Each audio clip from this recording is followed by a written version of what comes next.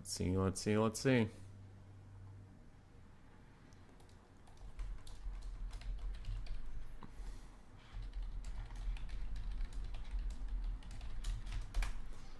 Let's see, where else should I post this shenanigans?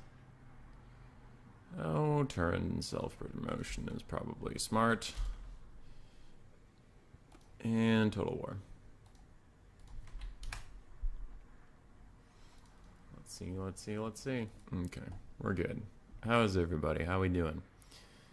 How we doing? If you are here, since this takes a little bit to set up, we're going to do a quick advertisement first while Cuden sets up the thingies. But it's 2v2 Domination Tournament today. We are excited. But the quick advertisement thingy is that if you're watching the VOD of this and you enjoy Total War, we do currently have a DLC giveaway. If you don't have all the DLCs already, or even if you have them and you just feel like playing, you can hop into this event. I have a quick video of it up on my channel recently. You can just go into my videos and look for it. It's a quick thing that explains the event, but roughly you post in here your time zone and your skill level, roughly what you think it is out of 10. If I don't know your skill level, I'll probably DM you asking for a replay. After we get everybody signed up Monday, so 2 days from now, we are going to start. I'll assign everybody pods of players. So let's say Central Scrutinizer, Lenorum, John, and Chosen One are all a pod.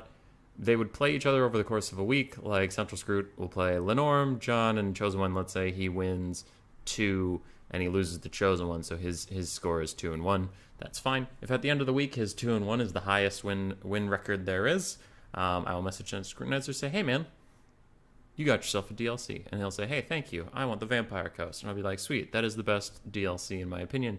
Love the Vampire Coast. They're great. That's it. It's pretty simple. You have a whole week to schedule your games. And if you don't, no big deal. It's the most wins that matters, not like, you didn't play your games. What's wrong with you? It's like, well, if you don't play your games, it's very hard to get wins to win the thing. So you're hurting yourself, but don't feel pressured to have to do that. So feel free to hop in there. Sign up, get yourself a DLC, try out some land battles, especially if you have trouble scheduling some.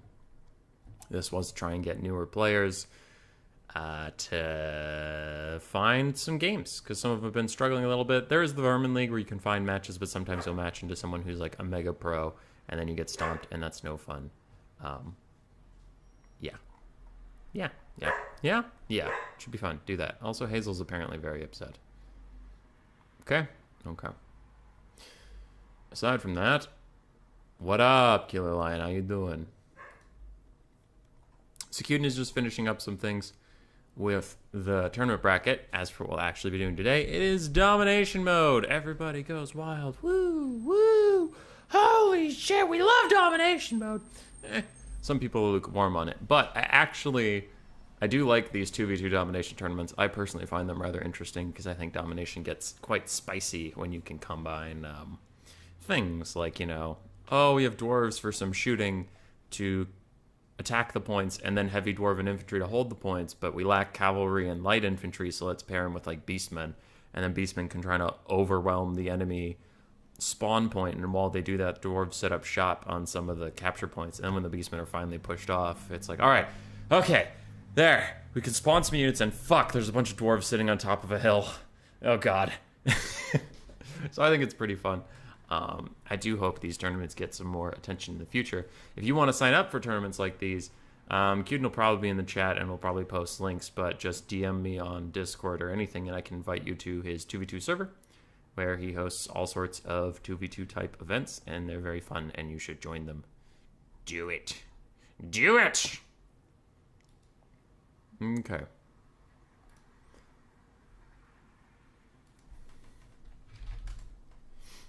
Yes, that's what I have for you today.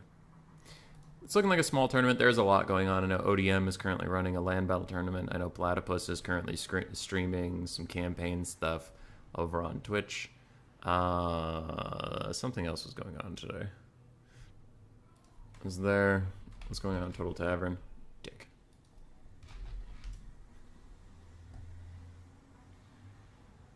Single faction tournament deja vu. yesterday. Oh, a super tie. Okay, so he's just hopping on that thing. Turn's doing a Sunday Domination Tournament tomorrow. Vermin League is tomorrow. I don't see anything today. Yeah. How's the Vermin League doing? 61 signups for Turin's thing. 34 for us combined between the two. That's not bad. That's not bad. If you're around tomorrow and you're looking for something, you can join the new player through Clan Rat ranked Vermin League tournament. Slam Battles Best of 3 will be hosted by Murphalurf because I'll be busy playing some board games with some lads. But Murph has graciously offered to host it for me. So if you don't know what the Vermin League is or you're a new player, go join that one. If you do know what the Vermin League is and you've played in it, Storm Vermin through Gracier rank, I mean, I shouldn't have to advertise this to you. Normally, this audience usually knows when it's going on because they're a little more heavily invested, but both are a good time. This one will be hosted by Dav Plays because, again, I'll be gone. Also, I shouldn't have to say this, but I did include a little paragraph that says, if you cause trouble in this tournament, we will have words. I have a couple people that we have talked to a couple times about attitude stuff, and if you make trouble for a guest host, I am going to be significantly more mad at you than if you make problems for me, and I get pretty pissed off if you make problems for me. So if you're out there and you know who you are, play nice. Play nice, or you'll find yourself not playing at all. Anyway, what do we have? Okay, Geese Howard and Man of War, Blood Penguin and Paragon Dova. Whoa, new partner today. Words of Chaos, High Elves, Dark Elves, Empire, Wood Elves, Slanesh. Interesting. I don't want to miss Blood Penguin again, but I think it's more fair if we check this out.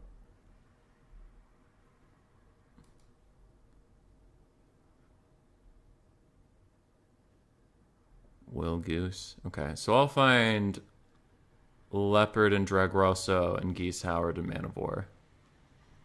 That seems good.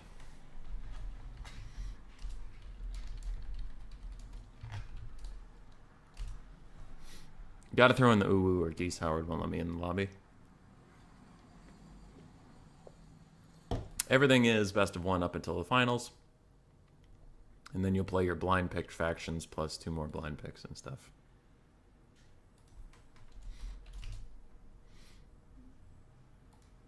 I got wrecked.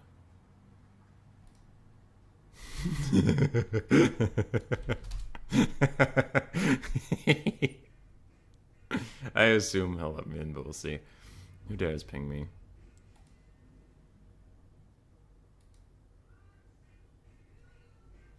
Alright.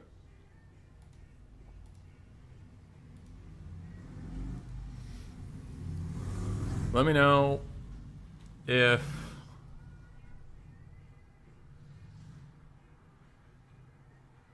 okay, sorry. Let me know if there's any sound issues because I do have a window open so it doesn't get so hot in here. But if you can hear cars and stuff, I'll shut that down. Collect right by. We're gonna watch 2v2 dominations of 30+ minutes. That's fair, Hank Cyrus. Any of these team comps that you're most excited about? Where are the Dom enjoyers? Cute. I understand the frustration. All right, team comps I'm most excited about. That's a good question. Let's look back at that. Slanesh Wood Elves sounds like just a rush.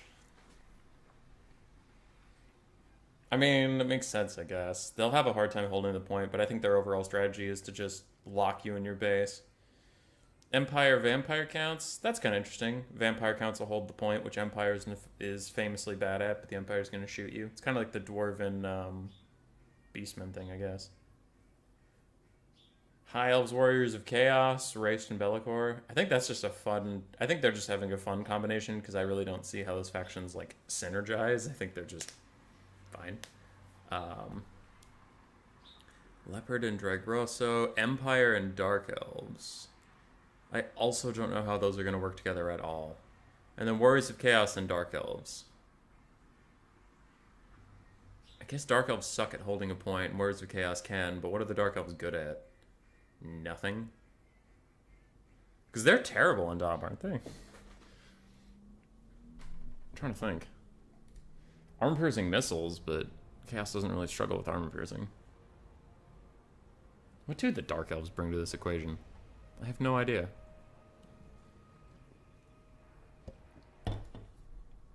I have no idea. As for what I'm most excited about, let's go with Empire. Empire and Vampire counts, I think, is a pretty funny pairing. Let's do that. Malice plus Be'lakor be a menace. T. Oh. Oh, God. That actually would be pretty terrible. That's probably what we're going to get. Dom training, 1v war, 1 total war addicts, 2v2 Dom. No spectator slot, so I don't think that's where we're supposed to be going. I did message Geese, so we'll see what goes. Rat balls. I feel like that's meant for someone else. It's not meant for us. Boop. Look at that graphic. Oh, it's perfect. It's perfect in every way. There we go. Put it behind the camera in front of the rest. Look at Queeg. He's so happy to hang out with Tyrion, and Tyrion's just not about it. I love it. Made me happy.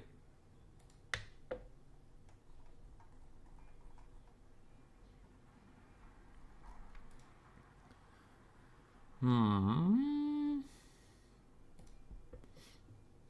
don't know where this is.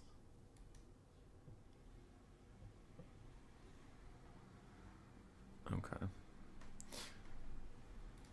You have lobby?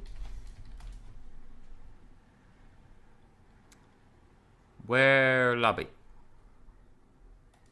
Give lobby.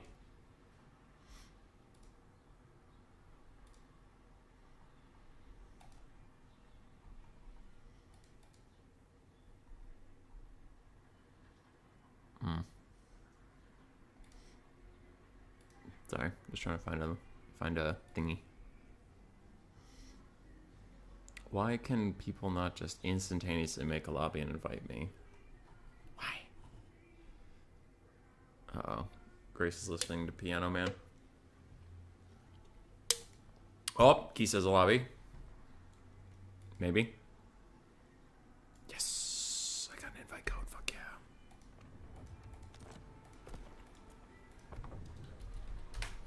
I'm in.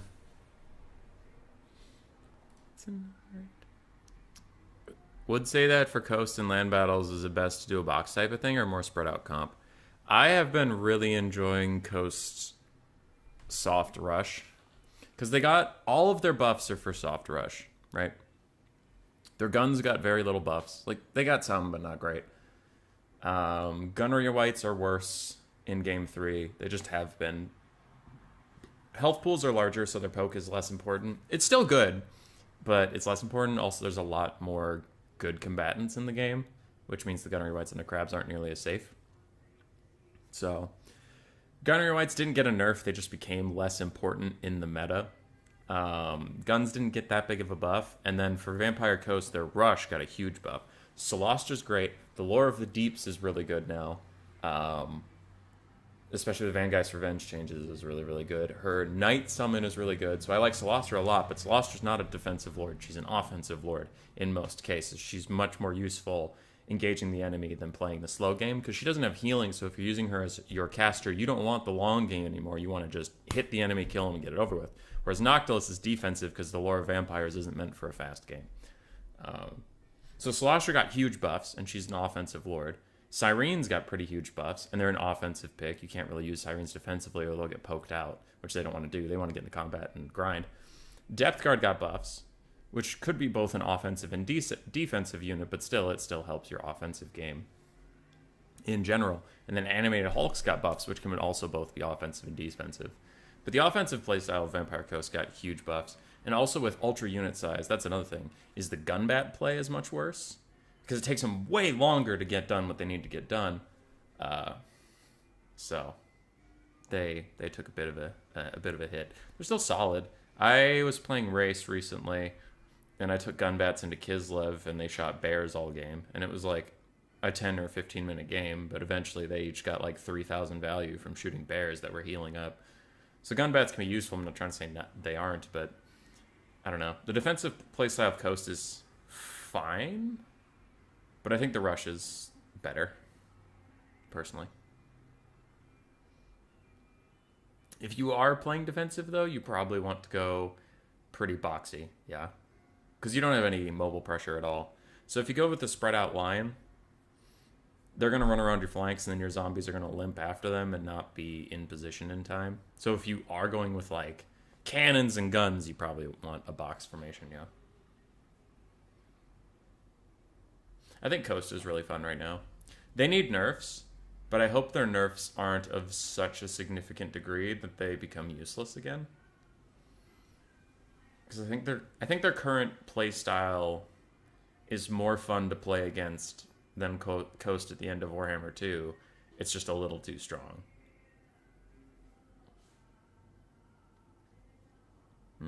Same with Tomb Kings. I think Tomb Kings is a little too strong, but I am happy. I'm happier that they're too strong than at the end of Warhammer 2 where I thought they were too weak. So I think they could use a nerf, but I hope they don't go back to being irrelevant, because I do like the Tomb Kings. I think there's plenty of counterplay. I don't think they're a particularly toxic faction. Like, there's factions I always hate when they're meta. Like, I just don't like playing against them. Tomb King's not that. I think Tomb Kings have plenty of counterplay, which is nice. Wood Elves in their meta are particularly frustrating for me, because they're my least favorite faction to fight against. And that one's just a personal preference. But I don't mind fighting Tomb Kings. I don't mind fighting Coast. The meta's kind of interesting right now, actually. A lot of factions are pretty good, which is nice. But a lot of the unloved factions of Warhammer 2 are good right now, which is cool. Like seeing Norska, Tomb Kings, and Vampire Coast actually all being pretty meta and strong picks.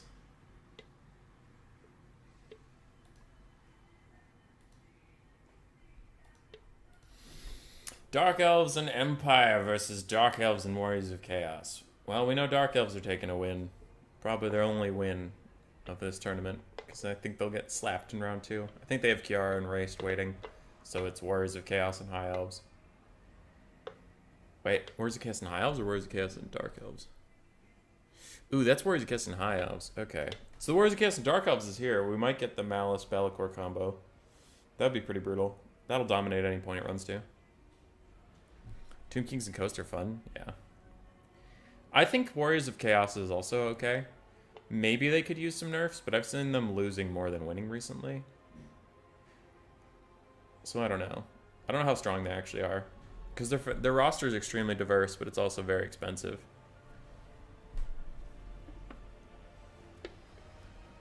It's very expensive.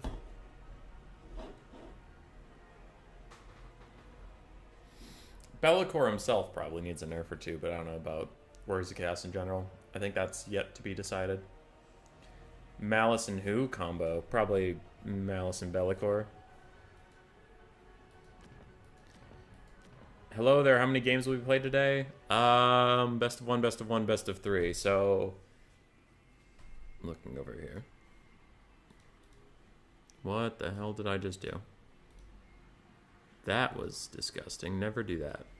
I'm so sorry about that. Anyway, we are here right now with this best of one. This best of one is also occurring at the same time, so we'll watch this best of one, and then a best of 3 finals. So it could be 5 games, could be 4 games. That sort of thing. Should be a pretty chill stream. Hopefully that answers that.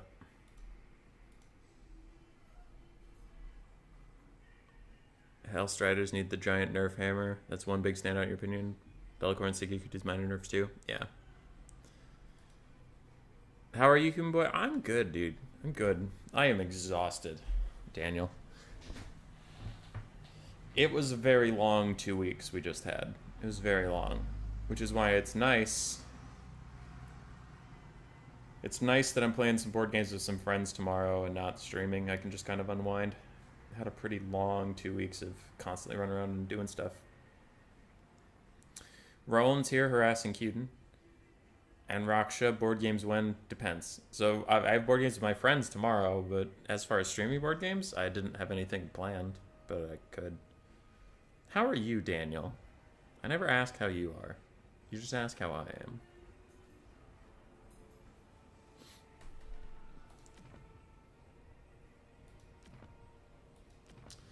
Leopard and Dragaros are of the LP clan, which I didn't even know existed, but I'm here for it.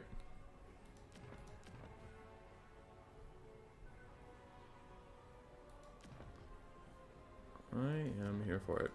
Are there any good units that are bad in 1v1 but used in 2v2?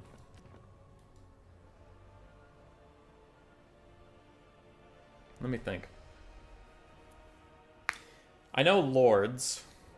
Isabella von Karstein is usually considered not great in 1v1s, but in 2v2 she is a top tier Lord because her Blood Chalice only affects Lords and Heroes. So you double the amount of targets for the Blood Chalice, and you can usually pair her with a good Combat Lord and give that Combat Lord insane healing who maybe wouldn't normally have it, like, for example, Scarbrand, or an Exalted Bloodthirster, or Torox, you know?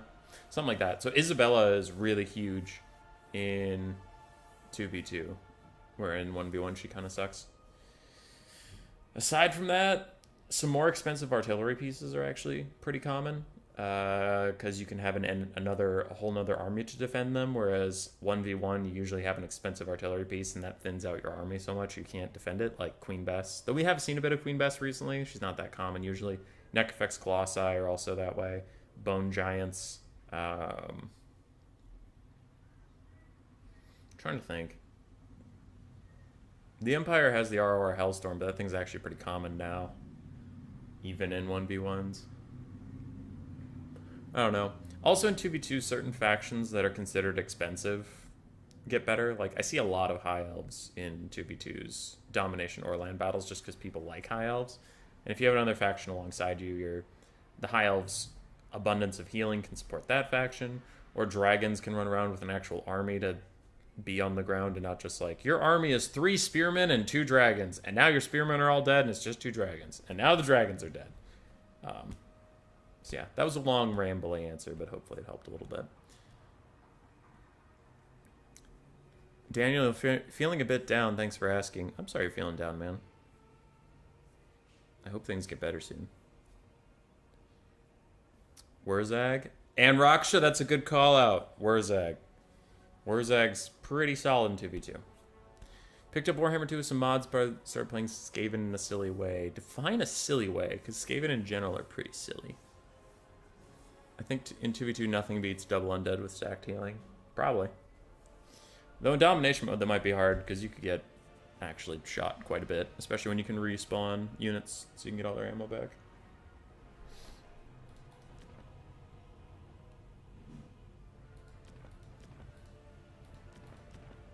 We are getting finalized. Looks like both the LP lads have their armies finished. Geese's army is currently overcosted, so I think he's going to reduce it soon. But Degamath is slowly building together a force. He might... I've never seen him before. He might be pretty new, considering how slowly he's been building his army. So we'll cut him some slack. We'll chill out. What's the map? Broken Lake Gully? Which one is that? Ooh, it's this one. Oh, okay. Broken Lake Gully is the one where you spawn and there's a straight shot to your enemy, and then you can go up on a ridge on the left, or you can go up a ridge on the right. Okay, I suck at this one. I'm terrible at this map. I don't know why. The only domination map that I'm actually good at, like unironically, I've won more games than I've lost on it, is that one that's also very common in common terms. I think it's Death Pass, but you have a straight shot to your opponent. The map is wider than it is long, so it's pretty short between you and your opponent. And then each side spawns with a hilled tree that you can run, a tree-filled hill that you can run up and around to your point, which is in another valley. And the valleys are kind of connected in S-shape. I'm actually really good at that map for some reason. All the other domination maps I suck at, especially Black Ark. Like, I'm not good at domination on any day, but on Black Ark, I am exceptionally terrible. I don't know why. I just can't wrap my head around how to play that map correctly, and I get dominated. I think I've played it 3 times, and all 3 games on it, I just got murdered. I was thinking this would be land battle. I'm looking forward to it more now. Oh, yeah. We do 2v2 tournaments. Well, Cuden, does 2v2 tournaments of domination, of land battles. He mixes it up. He keeps it fresh. Yeah. It's not like you have an abundance of choices. Yeah. I'm really hoping Dom will get some more maps soon. It's one of the big things about it that sucks. Aside from, you know, the entire game mode. For legal purposes, that is a joke. We do not have Bellicor and Malice, by the way. In fact, I think only one of the Dark Elf players even took Malice. So that's a little surprising. Covering the armies in Domination mode is a little bit weird, because there is going to be some spawning. But for the starter armies, for Chaos and Geese Howard, we do have double Dragon Ogre Shaggoth. Interesting. We have a Chaos Sorcerer Lord of Nurgle to heal up the Shaggoths with Miasma, Pestilence, and Fleshy Abundance, and we have some Marauders, but it's a very expensive Chaos Force, so they don't have too much to spawn at the very start. Oh, and they have Triple Hull Strider, there we go. For the Dark Elves, we have a Canaan Assassin. We do have a Sorceress of Beasts with Manticore Summon, Wiston's Wild Form, and Panzerpenetrable Belt. We have 1 Bolt Thrower, a bunch of Dread Spears and Bleak Swords, and Malice Darkblade, even though he keeps moving around on me. We do have the Malice. On the side of the Empire, in Dark Elves, we have Malekith up on his dragon with only Soul Stealer for a spell. He has the Gaze of Malice and Noxious Breath as abilities, but not spells. Dread Spears, Black Arc Corsairs, Bleak Swords, Dread Spears for the Dark Elves, so these guys did bring some Dark Shards and Scourger and Chariots to support. While the Empire brought War Wagons, Sigmar Suns, and Flagellants, the Hellstorm Rocket Battery Sunmaker, plus a Great Cannon, plus a Jade Wizard with Dwellers Below and Earthblood, plus Balthazar Gelt with Searing Doom, and then a whole bunch of mana battery stuff. So Gelt's just a mana battery, it looks like. And yeah. Both sides relying on the Dark Elves to be their front line is pretty interesting. Though I suppose with the Empire and Dark Elves, both of you are kind of shit with the front line. Which the LP boys might run into an issue holding points if both of their front lines suck ass. They're going to want to shoot you off the point pretty bad. Geese just lost the game. What did he do? Is it the Shaggoths? The Empire player is a hero? He's trying. I want to get into multiplayer, but I never get around to it for a number of reasons. And Raksha, I'm sorry. But if you ever do, we do have a lot of new player type events for people. So just DM me or something, and I'll help as best I can. I think the recent dominations made shooting factions more viable are pretty cool. Yeah, Hairbeck. That is pretty great. Gelt Gang rise up. What up, Samaric?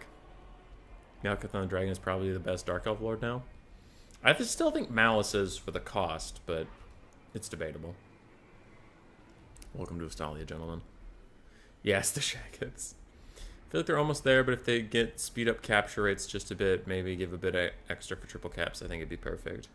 Yeah, and Raksha, I had suggested on a recent stream, I don't know if this would break the game or not, but just an idea. I really wish that if you triple cap to point, like a 30-second timer or something would happen, where if that timer expired and you hadn't captured a single point, you would lose. You know what I mean? To reward a faction that can like triple cap right away, because it feels like triple capping right away is almost always a mistake. Because if that happens, that means the enemy is just shooting you, and if they're just shooting you and you can't respond anyway, you're gonna lose.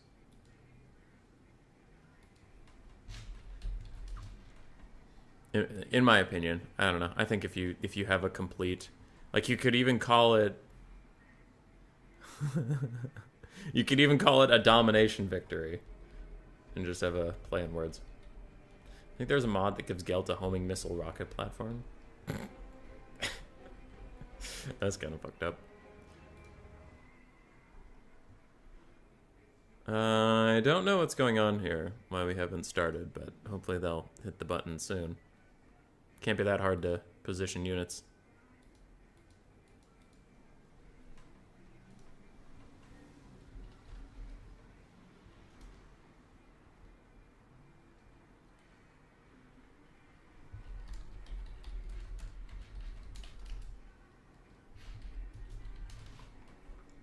All right. 30 seconds is too fast, but like 60 seconds could work. It's a good idea. Oh, yeah. Yeah, but the main premise is just, it feels like getting triple capped is punishing. But also, so it could help if you take triple points early, but also pisses me off is if I play a quick battle and I triple cap my opponent after a comeback, and there's no possible way they win. Like, they have one Ogre Bull and $15, and I have like 800 million Kislevites standing with guns aimed at all of their spawn points, just like, go ahead, spawn, see what happens. And I have like 2 victory points, but I've triple capped, and my opponent doesn't surrender. I just have to sit there and wait as the tick rate goes up, and I'm like, all right, game, you gotta call it at some point. Like, this guy's clearly left his computer, he's not spawning anything, just let me win. What factions work really well together on 2v2? Vampire counts and generally like anything are actually pretty good together. Dwarves and a faction with good cavalry like Bretonnia or High Elves is pretty good usually. Dwarves and Wood Elves is a combo that actually doesn't work. I've seen it a good number of times and I've never seen it win. Yeah. So I think those are the 2 big ones. Dwarves with a faction that uses cavalry and vampire counts with anybody are pretty good matchups. Ooh, also Skaven. Skaven paired with someone that with either good cav or a good frontline are quite good. I had a Skaven Bretonnia combo that I liked a lot back in the day when I was in RTK and we were doing Clan Wars. Pretty common combo for us was Skaven Brett. Yeah, cute and poppin' and Skaven in general is the best 2v2 faction. Just because they can kill like infinite amounts of anything. And in 2v2 there's twice the amount of stuff you have to kill. Alright, off to the races. Cannon and Hellstorm Rock Battery trying to get their value. Meanwhile, we're spawning in Free Company Militia, and it looks like a bunch of skirmish Cav. So the Cav is coming in second. We also have Dark Elf Cav getting spawned. So the starting strategy was artillery and infantry first, and then spawn stuff later. On the Dark Elf side, for the other area, we've been spawning in infantry and flying units. Also a little bit of skirmish Cav with the Marauder Horsemen with throwing axes. Interesting. As for the capture points, blue team's kind of making a half-assed effort at point 2, but it doesn't look like they're really trying that hard, and both teams have opted to capture their natural points in 1 and 3.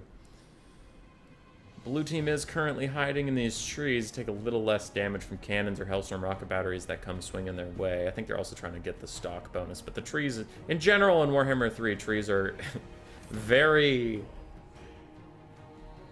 picky about when you're hiding. I've had some times where I try to advance through trees, and it's just like, in between one tree and another in the same forest, it's like, oh, this unit's visible, now it's not. My opponent's like, oh, there's something in there. Hellstorm Rock Battery hitting 2 units at once is probably going to get pretty good value, though the Sunmaker is sometimes a little coy with its damage, but not today! Oh god, that's an entire Bleak Sword just dead. Alrighty then, Hellstorm, you're not fucking around. Oh, a good pairing would be Vampire Coast with Empire, and have a Gunnery White sit next to the Hellstorm and give it ammunition. That would be pretty good. Anything with healing. Yeah, but how would you fix that? How would you fix what? The thing I just talked about? With like at the end of the game, I have triple cap and my opponent's not giving up. We were talking about a timer where if you triple cap, and like 60 seconds goes by or something, you just win. To make a triple cap a little more significant, but it was just an idea. Alright, huge cav overload, plus monsters from the Shaganus. So it looks like blue team is making an effort to shut down the Empire's artillery, but also control the enemy spawn points and leave these troops on the front line isolated. Maybe they can shut them down. But Dark Elf player does have to get Malice a little more involved. He's currently sitting on a captured point, and he doesn't need to be there. Central area is going very, very poorly for the blue team. They're just losing a lot and not really gaining any damage value whatsoever. So red team is enjoying that, and it's all down to how red team handles this cav flank as to how this game's going to go. Some spearmen spawn in right behind Hellstriders. That is a bitch and a half for them. They'll need to back off, otherwise they're going to get surrounded and poked down. And a little bit of a lag spike as these cannons turn. It looks like they're going to fire at Martyr Horsemen throwing axes. And no one's really going to deal with these Shaggoths. But just a sheer amount of unwashed peasants have popped out of nowhere for the red team, and now the blue cav flank has to deal with that. And Degamath does have 2,700 funds in the bank. He has to spend those soon. Gotta spend, spend, spend. Vanguard to start the main army, shows mid-game, and reinforcements wait late game. Perhaps instead of this resummoning bit. Yeah. That could be kind of fun. I know the summoning is weird. I wouldn't be against the summoning, but if a unit died or shattered, I wish it wouldn't be resummonable. To incentivize people to actually finish off units would be kind of an interesting mechanic. I don't know. Hellstorm Rocket Battery has used 2/3 of its ammunition, so far uncontested, but we do have some Hellstriders looping around, and maybe they can get back here. It is taking an awfully large firing angle to hit some Forsaken, and I wonder if it will take them out. Damage value-wise currently, though, red team is up about, oh god, it's 600 to 2,000, so about 4 or 5 to 1. So the Empire and Dark Elves have been having a good day so far. That good day is about to end, as Harpies will dive onto the Sunmaker and finish it off rather quickly, plus some Hellstriders also going to loop in. Means the end is nigh. The end is nigh indeed for the poor Sunmaker. It did okay. It did what it needed to. Red has a double cap. They have taken point 2, point 1. They are chillin'. Blue team is making an effort towards point 2.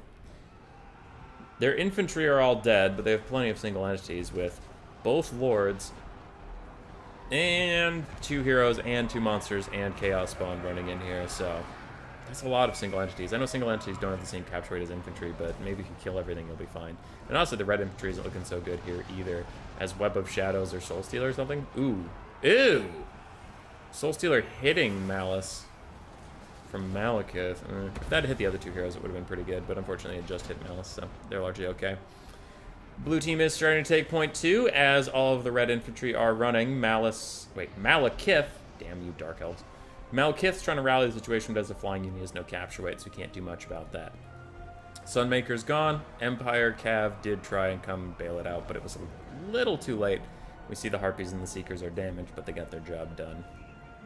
Gelt's just back here. He's chilling. He's vibing. De-summon the artillery? That would be smart. Do you have a queue for 2v2 games where you can find a costume match? I don't know. You'd have to ask Cuden about that kind of stuff. He's the master, and he is in chat somewhere. Somehow. Dark Shards get charged by very haggard bleak swords that are actually chasing a different unit. So they're just excuse me, party-meing their way through this Dark Shard. That's pretty great. And I don't know who actually is trying to control this right now, because there are a lot of visual bugs, but I think red team does still control that point. I think. It does look like they're ticking up faster, so they'll be fine.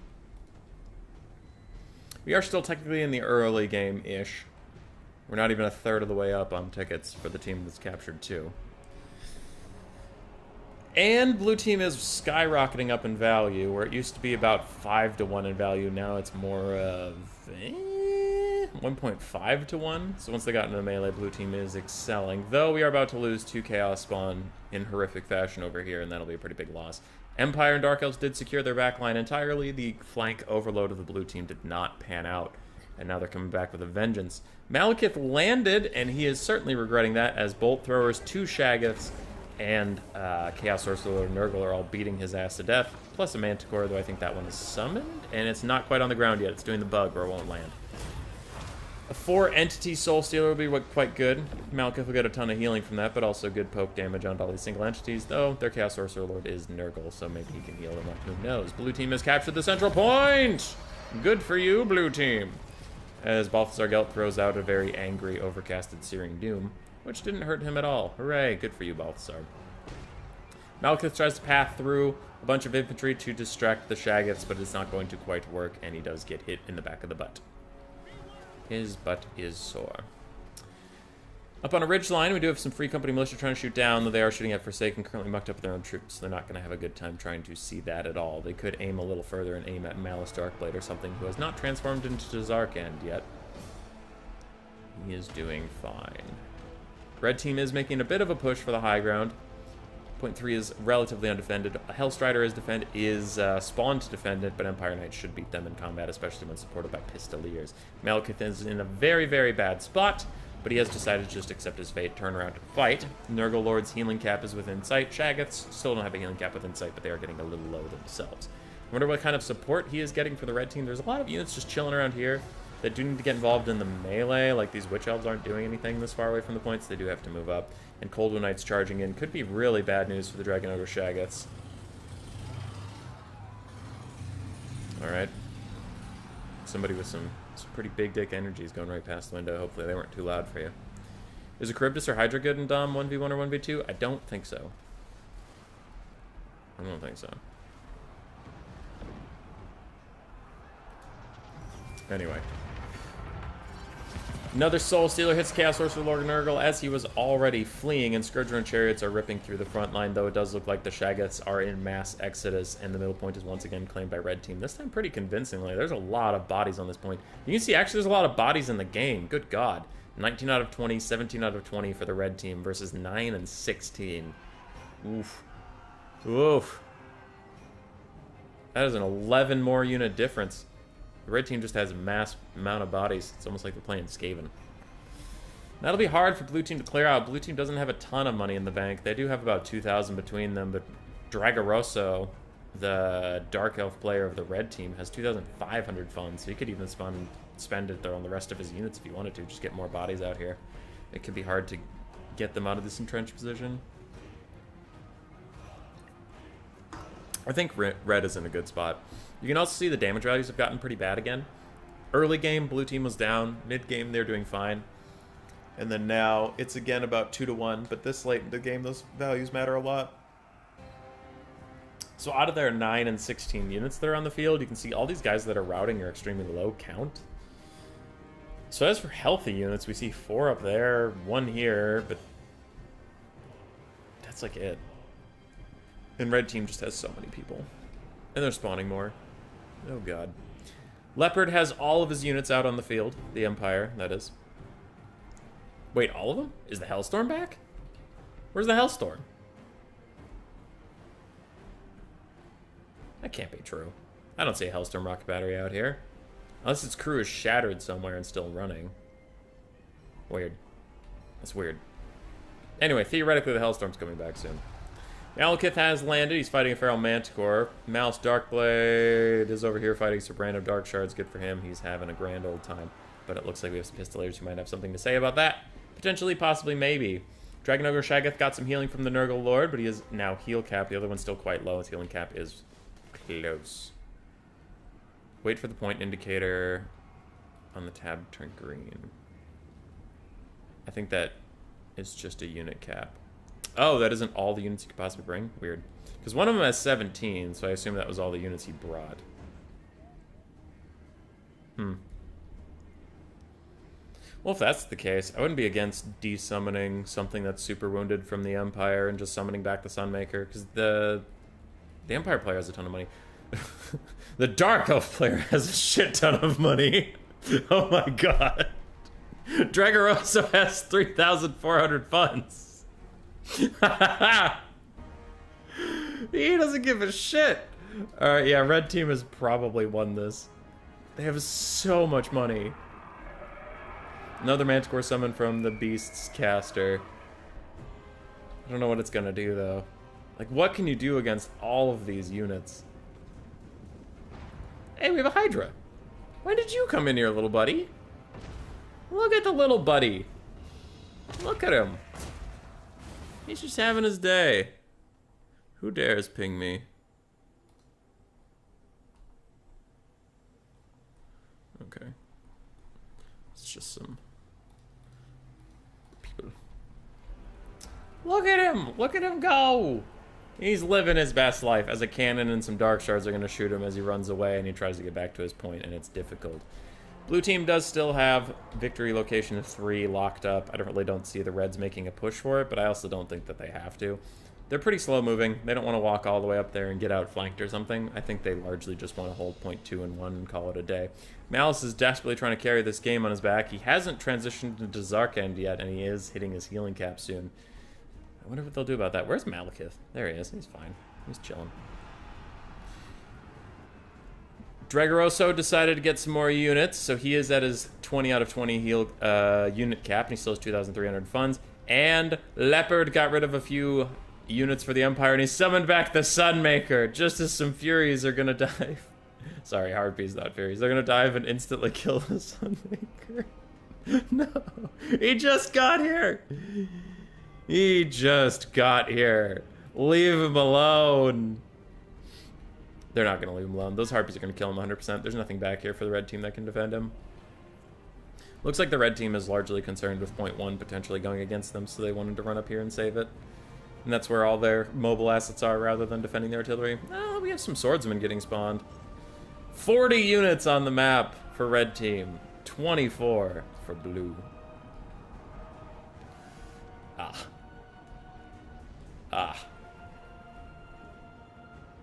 Wonder if the Sunmaker's even gonna get off any shots before the Harpies land on it. Nope. Oh, we have some cavalry coming back. Maybe they can bail the Sunmaker out of a bad situation. Come on, lads. Chip, chip, cheerio, and such. Save it, save it, save it. Balthasar Gelt gets a Searing Doom onto 2 cav units. They're trying to retreat, but they will take a little bit of poke on the back as they leave. Mouse is still running around. Still is not to Zarkan. Doesn't need to be yet. He is a rather difficult boy to deal with. Have some Dark Shards on the flank that are doing fine. And what is this? Miasma of Pestilence. Isn't there's a Rights Guard. Minus 40% charge bonus. Ow. That's actually... Ow. That is pretty nasty on a cav unit. Okay, you win this round. Nurgle. Gelt's safe, happy, having a great life. He's fine. Blue team is trying to get a second wind. They're trying to summon some units in here. It's looking tough. It's looking tough. Can Malice carry an entire game on his back? I'm not sure. The overall amount might be kept at 40 units per team once on the battlefield? Maybe. Yeah, maybe there's different limits in 2v2. The Sunmaker was saved! Oh, go Sunmaker, go. You're back in action. Some Hellstriders and the Canaan Assassin are sneaking around on the side, but I don't know how much they'll be able to do. There's just a lot of units back there. Nurgle Lord is heel capped. Malice. Is he not heel capped yet? Dude, you've been so close for so long. He's getting real close. Malekith is also getting close to his heel cap. Red team is at about 66% of the way to a victory. And I'm just not seeing it, Chief. I'm just not. The tattered remains of the cavalry that exists are fighting these Hellstriders, but they will be enough to keep it out. And what's going on with these Harpies, you guys? What's going on here? Shattered Harpies are just attacking. That's not fair. That's not fair. You have immortal, unkillable, untargetable Harpies just attacking the Sunmaker. What the fuck? That's not allowed. Oh, Sunmaker, he just wants to have a good day. Ooh, was there a Soul Stealer here? This is some Soul Stealerable territory for either side, honestly. Maybe I just missed one. I thought I saw a particle effect just finishing off that looked like the Soul Stealer, but I don't know. I don't know if sniping out Malice is worth it at this point, because a part of me wants to say, hey, please go kill Malice, but if he's just heal cap now, and he has half HP on Malice, then he can transform into Zarkan, and this game is like 66% over.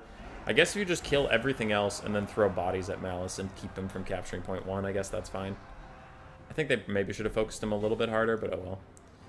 Web of Shadows cast by the Canaan Assassin, and the Hellstorm Rocket Battery is not having a good day whatsoever. Dark Riders and Peter Crossbows are firing at more Hellstriders. Hellstriders just running all over the map, taking out the Grand Cannon that's been here for most of the game.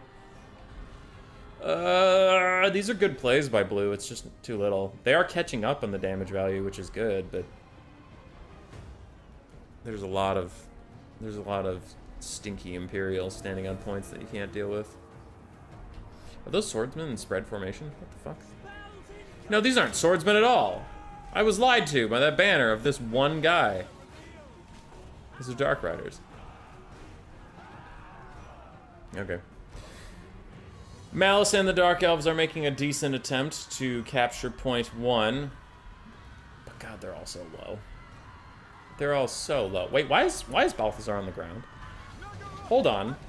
Balthasar, buddy, why are you down there? Why would you ever possibly potentially be down there? Oh my god, he is going to die. As Lucille says in Arrested Development, you let him go in the sun? Ah, that's gonna be huge though. That is huge. He was all bait. It was a bait all along. Gigantic Soul Stealer. Hits 4 single entities and these Hellstriders. They're all going to die and break. Just as they were capturing point 1, their dreams will be dashed, as I am 100% certain that these Shaggoths are going to fuck off. And if these Empire Knights just commit to the fight for a little bit, they will capture this point back, and it looks like they are doing so now, so very good job over there. On the central point, Dark Elves on the blue team are making a valiant effort, but the War Hydra's already routing, because War Hydras are, unfortunately, bad. The Sunmaker lives! The Sunmaker lives! I honestly thought it was doomed, but apparently it's fine. It's just shooting at some Dark Shards, which is okay. Malekith is rampaged down to the ground, though he's actually fine with that. He's going to take a nice charge on the Chaos Sorcerer of Nurgle. And Balthazar Gelt is still getting his ass kicked by Malice Darkblade. I don't know if it's going to matter this late in the game. Honestly, Gelt could die and no one would notice. Point 1 is secured for the Empire. And this is La GG. Tazarkan's here. But it is the 11th hour. I don't think he can do anything. Pistoliers are going to sacrifice their lives to save Gelt, who's now back in the air and safe as could be. Malekith's rampage is wearing off, and he decides to leave after killing the Sorcerer Lord of Nurgle and Sheketh. Good job, Malekith. Good job. Blue team's making a valiant attempt for point 1 up on the ridgeline, but at this point I think they need a triple cap to win the game, and that is definitely not happening. So, good attempt from Degamath and Geese-Howard. And freaking look at Dragorosso. 5,000 supply. 5,000 supply. Just ready in case the other team does anything. To be fair, Degamath has 3,200 and Leopard has 2,200 piling up. Geese has been summoning his units as he gets the money. But the rest are all just sitting on fortunes of gold. Deciding not to spend. At this point, Dragorosso is just wondering how much he gets to take home with him. Oh, now he's going to spawn a bunch of units. Oh, okay. He's just spawning all the units. He summons 3. Dewey C4. Dewey C4. Come on, Dragorosso. Keep summoning. Leopard spent all of his money all of a sudden. 19 units on the field for the Empire. Dragorosso. 17 now for you. Come on, buddy. You have 4,000 gold. Spend it. Spend it. Spend it. Spend the gold. Spend the gold. Is there an achievement that he's trying to get, like a Steam achievement? End a domination game with like 10,000 supply points?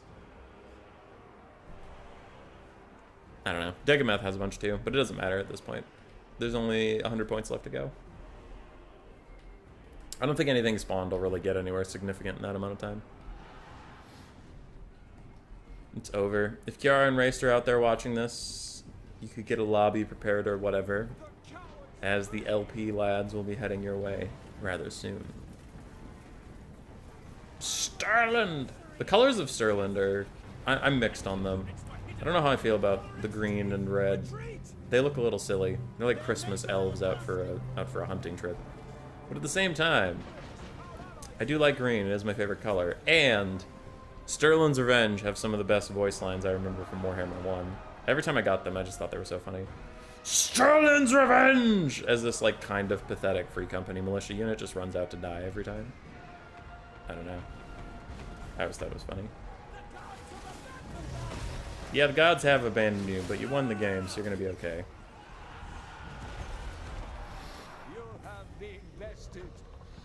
Bellacor's coming. No, he isn't. Nah, dude. In the 2v2 Dom. I don't know. He had 3 unit slots left, so I was hoping he could spend it on something, but maybe not.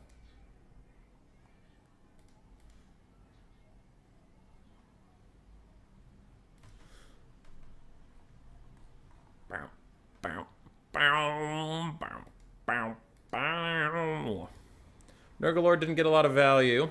His Dragon Ogre Shaggus did not either. I suppose it's Dom, so I shouldn't be covering the values, but oh well. Hellstriders did fine. Chosen never got spawned. Spawns did get spawned, didn't get a lot done. Forsaken did mixed. Skirmish Cab did mixed. Degamath, Malice did okay. Wow, Malice actually didn't get a lot done. Oof. Boltor got a lot done. Goddamn. Harpies did what they had to. Hydra didn't get a lot done. Peter Crossbows did okay. Dark Shards did quite well. On the Empire side, Guilt did some stuff. Dwellers Below Caster did things. Hellstorm Rocket Battery did fine. Cannon did great. Empire Infantry, wow, actually did quite well. Don't imagine they were summoned twice. Cav did Cav stuff. Free Company Militia didn't do too much. Malekith did gigantic value. Dark Shards mixed. Infantry mixed. Golden Knight's really good. Ooh, Golden Knight's really good. Peter Crossbows mixed. Yeah. Did the Jade Wheeler cast Dwellers to get those kills? I would assume so. I don't see how he got them otherwise. That would be silly. All right.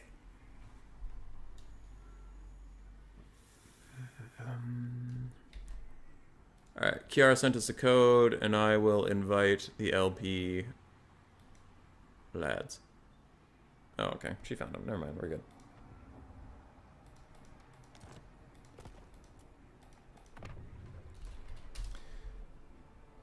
So we have the winners of the last game popping in to fight Warriors of Chaos and High Elves. So it is the Empire Dark Elves versus Warriors of Chaos and High Elves.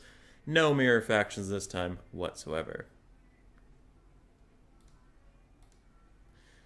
London Willow defeated Blood Penguin. That's actually surprising. I would have bet on Blood Penguin for that one. How am I still tired?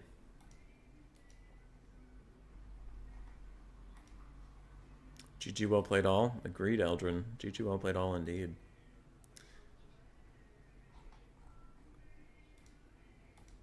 What's this?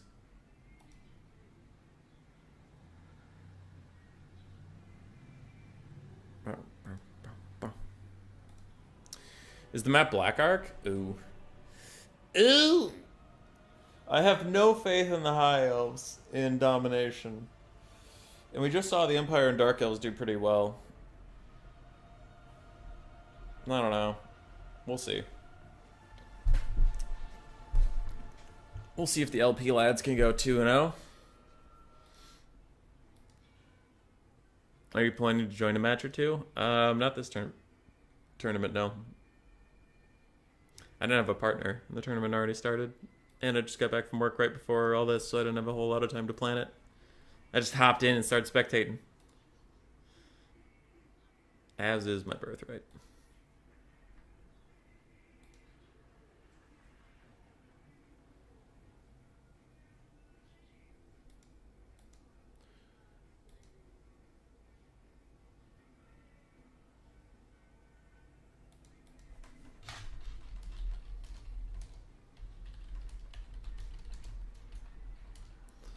Sorry, someone asked a question on one of the videos. I'm just going to answer that real quick while we wait for the LP people.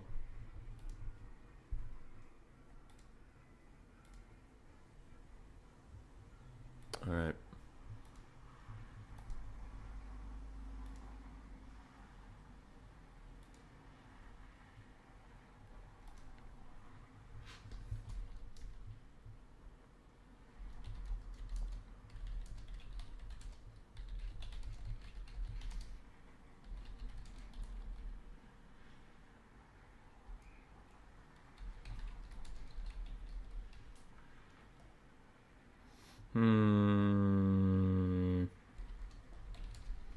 Trying to tell this person how corn sucks and keep it short. Just lacks flexibility, which means your opponent knows exactly what you are going to do. Yes. Yes.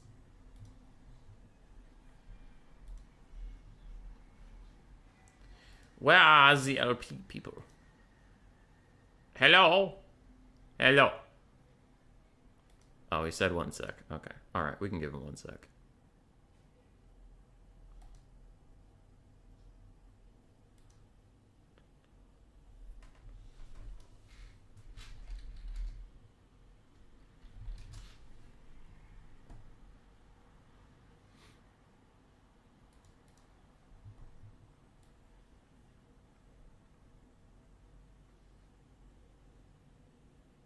We can give him 1 sec. I need another thing.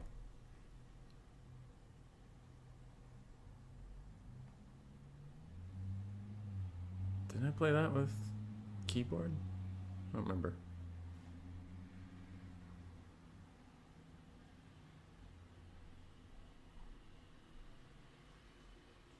I could do Darkest Dungeon. Nee. We are the knights who say nee. Where's my Steam? Open up Steam. Let's go. Library. Bastion. Did I uninstall Bastion? What am I, a monster? Bastion was a great game.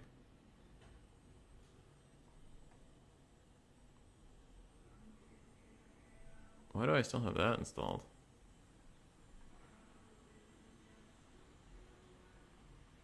Okay, alright. Oh, Leopard's here. Let's go, Leopard.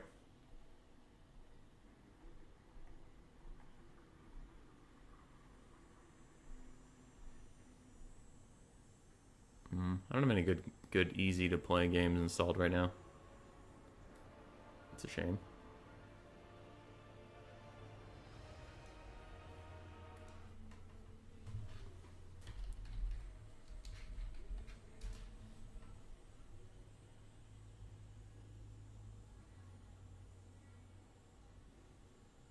What the hell is this?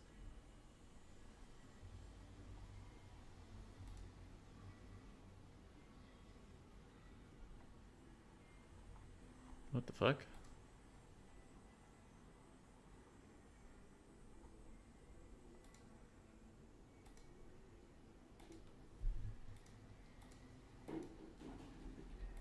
Ah!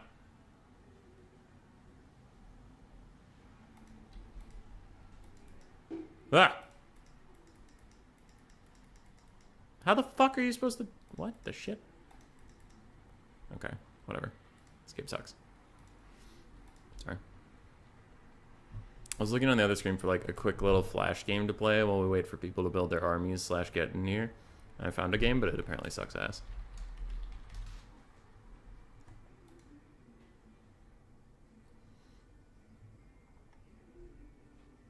What the hell are these things? Did anybody ever play armor games or addicting games when they were younger? Was that just me? Oh, bubble tanks? I love bubble tanks.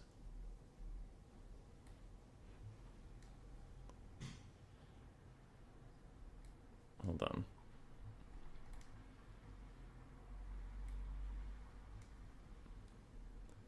Is this how this works? How loud are you gonna be? Oh, pretty loud. Settings. Music off. Sounds off. Hell yeah. Okay, cool. I changed all the things I wanted to change. Just go away. Uh-oh. How do I get back to the menu? Oh, no! God damn it. Where did it go? I wanted to play Bubble Tanks. Storm the House 2. Bowman 2.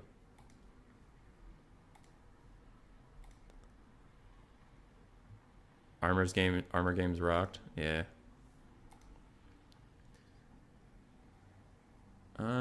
Just not capture.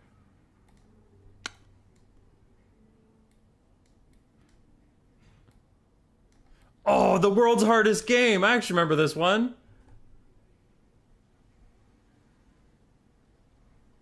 Load.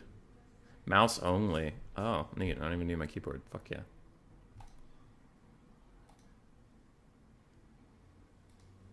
Oh, shit. Balls. What was that? Do I have a virus? I don't like that at all. Oh, no! How do I turn the sound off?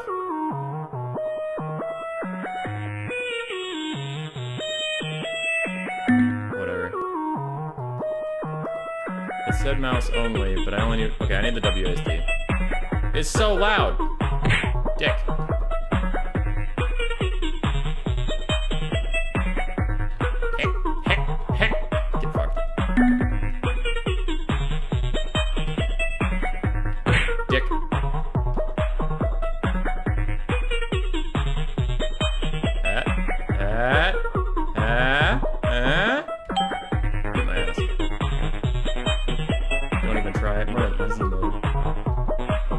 Huh. Oh. Ugh. That one was easy. Fuck you, idiot. Hey. Missed that one.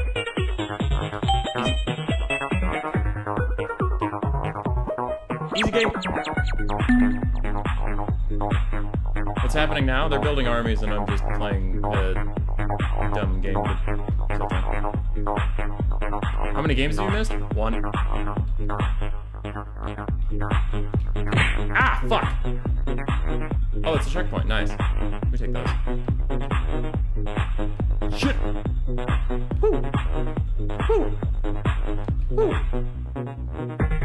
Ah! Made it. Right click and mute sight. Oh, is that a thing? Hold on, how do you do that? How did you... what?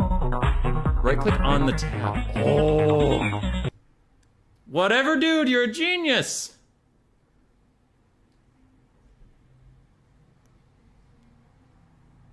How innovative? Yeah.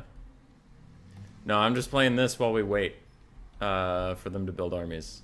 I will definitely 100% stop once we get into the game. Shit! Hup! Hup! Hup! Hup! How am I literally the best? Fuck! Shit! God damn it. I was so far. This game sucks now. Ah! Oh, I have a Discord message. Is it about what I'm doing right now? Are they mad at me? Top left. Thanks, whatever, dude. Salon puzzles hurt? Yeah. Isn't there one of the salon puzzles that's, like, literally just guessing? Isn't there one of them that's, like, mega unsolvable? Or am I on drugs? I also swear that CA fucked up once. And I know that's not a shocking thing to say, but in Warhammer 2, okay, not to toot my own horn. I'm not, like, the best in the world or anything, but I'm really good at Sudoku puzzles. I've done them since I was a little kid. I'm really good at them. There was one that they legitimately did not give you enough hints. Like, you couldn't solve it. You just had to guess on one of those Sudoku... Fucking shit! One of those Sudoku-style puzzles that are from the campaign. Legitimately couldn't solve it with the information they gave you. You just had to guess. It was so stupid. So I was going over it for... I ended up writing it down because I had to go. So I saved the game, but I just wanted to solve it. I ended up writing it down, and I took it with me when Grace and I were going somewhere. I forget where we were going. Was it another wedding? No, it was last year, so it wasn't a wedding. I don't remember. I took it with me on a car ride, and after, like, mapping out all possible options given to me, there were, like, 4 viable ones, and it's like, wait, there are 4 viable ones. This is unsolvable. Like, if you map out literally every scenario, there should be only one that's true in a properly designed puzzle. Fuck! Shit. Shit. Shit! I got impatient. That's on me. Oh, no. Okay. We're good. We're good. Go! Checkpoint. Easy clap. Can I sneak in there? I shouldn't, but I'm going to. Hip! Woo! You fucker. Whoop! Whoop! Damn it. Whoop! Whoop! Damn it. Whoop! Whoop! Nope, fuck. Whoop! Damn it. Whoop! Shit. Okay, fine, we'll do it right. We'll do it right. Whoop! Damn it. I have no idea what's taking so long to build these domination armies. Oh, oh, oh, oh, fuck, oh, shit, oh. Oh, oh, oh! No, no, no, no, no! No, no, no, no, no, no, no! No, damn it! No, I was so close! Alright, Kiara has readied up before, so I think she's actually going to be ready. Alright, let's go, let's go, let's do it. Alright, go away. I'll move this down to the next loading screen.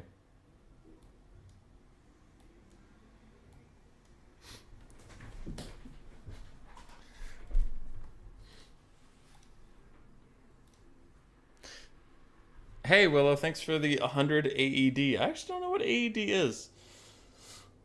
I have to look that up. This is like Elden Ring? I would play Elden Ring if that would actually not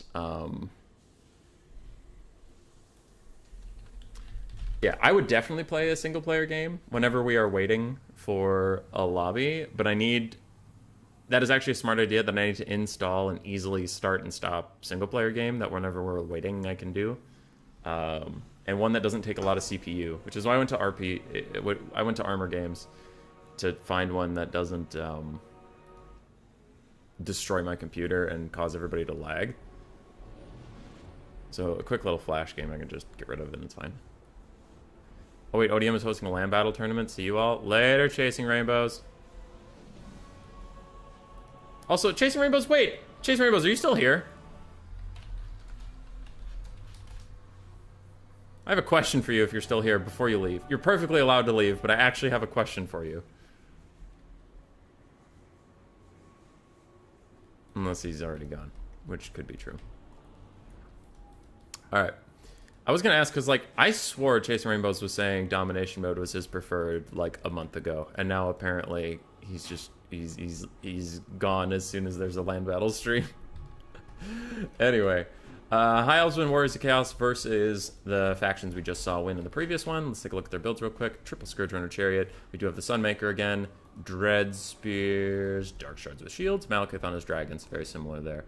Other than that, we have Sigmar's Sons, Spearmen, Flagellants for the Empire, and some more wagons. Balthazar Gelt, and a Jade Wizard. I just meant that you die all the time. It's really frustrating, but there's a nice payoff when you win. Oh, yeah, well. I have to play Elden Ring. I still haven't. I've been busy. Like, I've fallen so far behind on video games, man. I've pretty much only played Total War Warhammer 2 and 3 for the longest time, because I've been streaming and have a job and all this shit. All this garbage. On the other side for Raced and Kiara, who's also called Be'lakor, we have Be'lakor. Archmage of Life on the dragon with Regrowth and Earthblood. We have an Arcane Phoenix, a front round of Marauders, a second Arcane Phoenix. We have Archers with Light Armor, Shadow Walkers, Chaos Warriors, and a Chaos Warshrine of Slaanesh. So the Mortis engine that stacks up, the more stuff dies around it. Plus we have a Chaos Sorcerer of Tzeentch Okay. I don't know about the Chaos Warshrine of Slaanesh. Isn't it just going to get shot? Like, yeah, a bunch of Dark Elves and Empire troops could die around it and could be a pretty good Mortis engine, but Dark Elves and Empire is also pretty good at shooting things. So I don't know. I think this Chaos Warshrine is going to be in big trouble. Personally. Also, no Cav start. No Cav at all from this side. So I imagine they'll be saving up some money to spawn them, especially the High Elves. I wonder if they'll save up for a Dragon Prince and pop it out. I don't know what they're going to do with their money, but having no Cav is bold. How's the bestest puppy, by the way? She's getting better. Yeah, her meds are helping a lot. Her paws are still furless because it takes a long time to regrow fur, but they're not nearly as red. She seems fine. Elstorm Rocket Battery is definitely on fire at will, so it's just taking pot shots at the Archmage of Life and not hitting anything, which is pretty classic. Race is building up a lot of funds for the early game. What is he spawning? Hey, Dragon Princes, I was right. You all owe me $1. Anyway, Empire's making a pretty strong push for point 3, and it's not really being contested in any form whatsoever, so I wonder what they'll do after they take it. Probably leave an infantry or two here and then swing the up with the rest and go like that or something. Other than that, both teams are just taking point 1 and 2 on their respective sides. Sunmaker is once again under threat from a flying object, and this Arcane Phoenix is coming back, but there are Cold One Knights ready to catch him if he does decide to dive down on the Sunmaker. So this is nice. 2v2 Dom sounds fun as hell. I think it's pretty fun. I wish more people had signed up for this tournament, but Cuden will probably host more in the future. Yeah, I like 2v2 Dom. I think it's an interesting concept of how you pair up stuff. Sunmaker's getting out its value. So far, there's not a lot to compromise it. We do have one flying object, but it wanted to avoid these Cold Blood Knights that were spawned, so it is not diving in just yet. We do have Dragon Princes and Hellstriders being spawned, but without mobility in the start of the game, you can see the Empire is just teeing off on them from the range, completely unthreatened. Arcane Phoenixes try to catch some Free Company Militia, but Leopard is very on top of it and dodges quite nicely away from that Vortex. And another Vortex is coming in. Does he dodge for a second time in a row? Does he dodge? Also, these are Free Company Militia, so even if you hit, it's not a big deal. They're like a 450 gold unit. Breath Attack does hit the Sigmar's boys. So far, the high elf monsters aren't really getting a ton of value, and they are slowly getting whittled down by war wagons and pistols and etc. So they're not having the best time. And we do have a 2-1 caps. The capture points are unlocked. Red does have a good solid hold on 2 different areas. It looks like the Warriors of Chaos and High Elves are stalling a little bit. They're just kind of sitting on their 1 point. They're definitely not winning the engagements, so I don't know why they're opting to stand still. Chaos and High Elves definitely have a better melee presence than Dark Elves and Empire, so that you'd think they would want to push the melee fight as quickly as possible and get their better melee assets in the game, but I don't know. Arcane Phoenix dives onto Free Company Militia. With 2 Free Company Militia, which aren't even bad melee combatants, one can sit in melee happily, and the other one is just going to shoot the bird. You can see the bird's not having a good time being shot, and bird is indeed the word. Balthazar Gelt is under attack by another Arcane Phoenix, but is doing the aerial version of T-posing on him. And he's not even running away! What is this? What is happening? It's just flying at him and getting shot. It's not doing anything. It's just slowly pushing him while it's dying. Alright, it finally stops to try and attack him. But it's a little late there, bird. Be'lakor dives in, but Malekith's right on top of him. I wonder if he goes for breath attack or a dive or something, but with Shadow Shroud on, he has 40% damage resistance, so Malekith might want to wait till that wears off.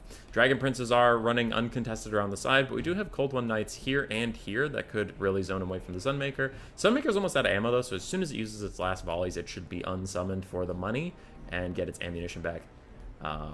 Yeah, Raced and Be'lakor both have pretty good amount of funds. They need to summon more units because they're currently well outnumbered. But so does Dragoroso. I wonder what he's saving up with 1,400 for. Oh, he just spent it on Chaff. Chaff is coming. Chaff are coming. Sentler's Reichsguard did get dunked on by one of the Arcane Phoenixes, but the Arcane Phoenixes are taking a lot more damage. The damage values are abysmal! Oh my god! It's 6,000 to 1,500 right now. As Coldo Knights get the charge onto Race's Dragon Princes, they were left a little AFK, and they're now going to get some Hound support, but they did not enjoy that whatsoever. But Be'lakor busts straight through another Coldo Knight. That entire unit is dead, and there are Hellstriders. The unprotected Hellstorm Rocket Battery needs to be unsummoned soon. It has no ammo left. It just doesn't want to die. It just doesn't want to die. Arcane Phoenixes, how we doing? One's here, very low. It'll get its rebirth proc, probably. The other one's over here, very low. It'll get its rebirth proc, probably, as well.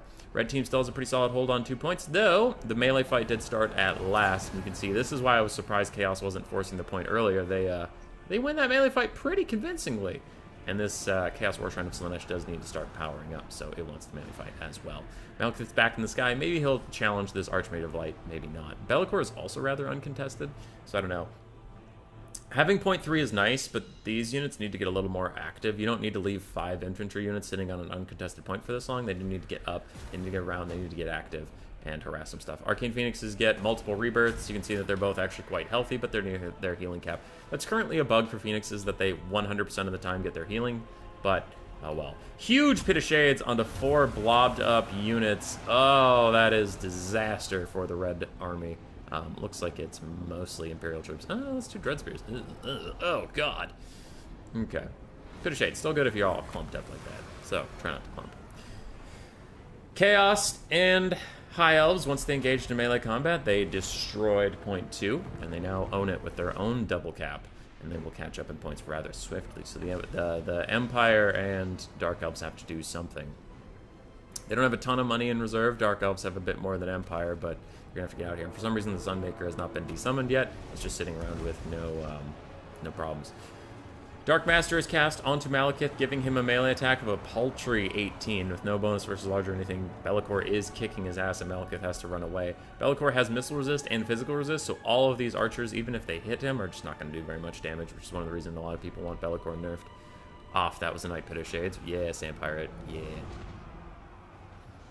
With the longer games, it works now. You just have to use Tavern for your tourneys, right? It's a risky commit. I don't think Huden can use Tavern for his tournaments. I don't think 2v2 tournaments are supported on Total Tavern. I think CA said they wanted to do Dom to screw the undead factions and such. When a unit dies, it stays dead. Weird. I don't think a unit dies and stays dead. You can resummon them, definitely, 100%. Anyway, yeah. Malekith is back in the fight. I think he used the Soul Stealer to heal himself up a little bit. The Archmage of Life is over here doing Archmage of Life things.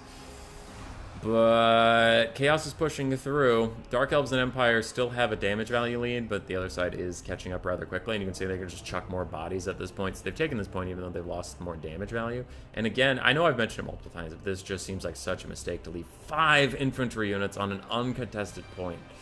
It's so brutal, man. It's so brutal. One Arcane Phoenix is heal capped and very low. It might actually die soon, but the other one did finish off Balthasar Gelt, so that is a pretty big loss for the LP lads. Pretty big loss. And Blue Fire plus this Life Mage healing herself up are both going to body Malekith, and it's looking really dire for the red forces right now. They're up on damage value still by a pretty significant margin, but just looking around the map, it doesn't look like they have more units on the map. In fact, it looks like they have a significant amount less, including big expensive asset pieces like Malekith and Balthazar, that's his name. Balthazar are also gone. Yar. It's not looking so good. Be'lakor is still plenty healthy.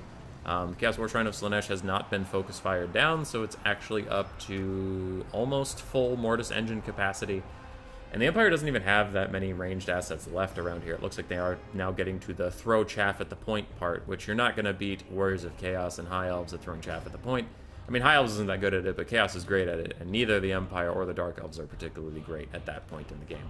We can see now some of the infantry units are being pulled up from that other point. I just don't know what they're going to do. Flagellants are going to walk in here and get big murdered. And the damage value is deceptive, man. Damage value is deceptive. Red team has nothing left on the field. Dragoroso has 3,700 funds again.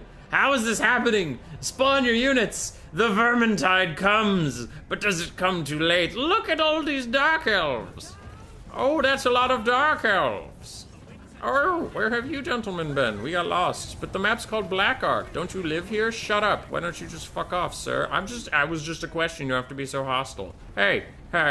Fuck you, man. Okay, alright. Guess I won't ask questions anymore. My bad. Malekith's still alive somehow. There's plenty of healing left to get from Soul Stealers, and Soul Stealers could be critical for winning this fight. Still have 3 infantry units down here. It's better than having 5, but I think you could leave like 1 or 2 and be fine. What up, Rusty? How you doing?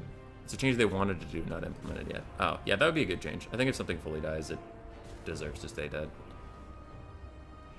It's like the soap means soap meme, but dead means dead. This Arcane Phoenix is still around. That's kind of cool. That's pretty exciting. What is blowing up behind it, by the way? Ha! It's bugged! It's constantly trying to do the rebirth, but the rebirth comes with an explosion, so it's just bombing everywhere. Oh my god, that's so fucked up. You can just fly over the enemy army. Ah! Did you have fun with that little dialogue? Of course I did. I always have fun. It's just constantly exploding.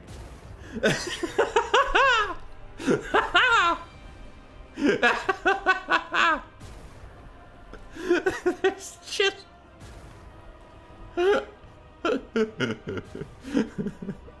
Malekith dives down into his own troops. Cold One Knights are gonna surround that Arcane Phoenix. I really want to see this thing just fly over some dark shards and bomb them. That is so great. Mr. BG, how are you doing? Be'lakor gets onto the Life Mage, is gonna fuck him up. And the damage values are still slightly in the red team's favor, but it is getting caught up, and as we've mentioned many times, it's just like the presence on the battlefield is definitely blue team favored by far. By far. Oh, I want it to go right over the dark shards. That's so cool. Where's the other one? Other one's still surrounded by Cold One Knights, but it's doing okay. Did Malekith die or did he run away? He ran away, and now the Tzeentch Sorcerer is just going to follow him. Where does it explode here? Okay, it just doesn't. It's like way down there. Fly over some infantry. Fly over some infantry. Point 2 is still being contested by multiple forces. Red team is making some inroads. I don't know how long it'll last. Arcane Phoenix is getting low. He has to go bomb somebody. No! The bomber bird is dead. Malekith's off the field, though.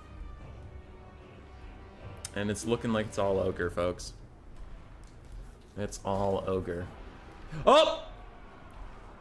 The other one's bombing! Do it! Go, Arcane Phoenix! Go, Arcane Phoenix! doing like 200 damage to these Cav. It routed them again. It routed them while routing because it's just bombing them as they run. Hold on, it's gonna hit him again. Ah!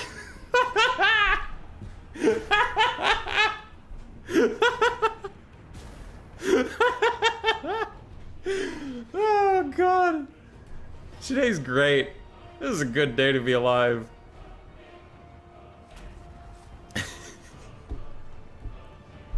I can't focus after that. I can't concentrate on what's happening. Oh god, chaos is happening. And not like, oh, pandemonium, like the faction chaos is happening. Good god. Okay, those Outriders grenade launchers just legitimately got 800 value off that shot. That was really crazy. Anyway, High Elves and Chaos have swamped this point. There is no way they are losing it at all. They haven't even contested point 3 in any fashion, and I just don't see Red Team being able to come back, especially as the backfield gets entirely mucked down by Be'lakor and the Dragon. These Dark Shards are all running, and that's most of the carry potential left for the Red Team. Unit quality is about equivalent, but the damage value has caught up. And this whole time, like, the game was looking behind for the Red Team when they were up on damage value. Now they're down on damage value. It just looks abysmal. Like, look at all the units on this point. There's no way you're dethroning them at all. There's nothing near point 1 that can contest. Raced has 2,500 funds to spend in the backfield. If you even get close to contesting point 1, he's just going to spawn some shit and run at you. It seems fine. The Drankin animations are so janky now. Yeah, they're pretty janky. Yeah.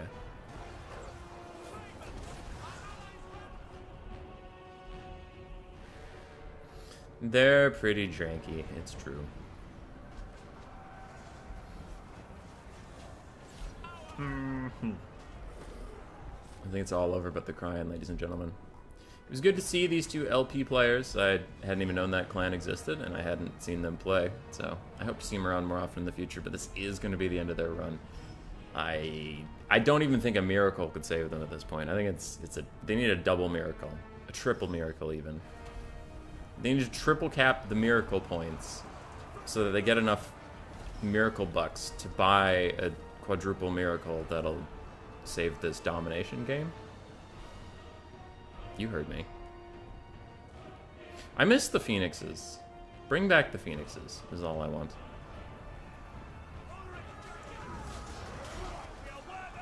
Yay! Ulrich judges you. You are definitely worthy. You're not about to break in 3, 2, 1. Oh, wow. You're actually not about to break in 3, 2, 1. My bad. I doubted you. Hey! The Bomber Bird is back! Let's go, Bomber Bird! Hell yeah.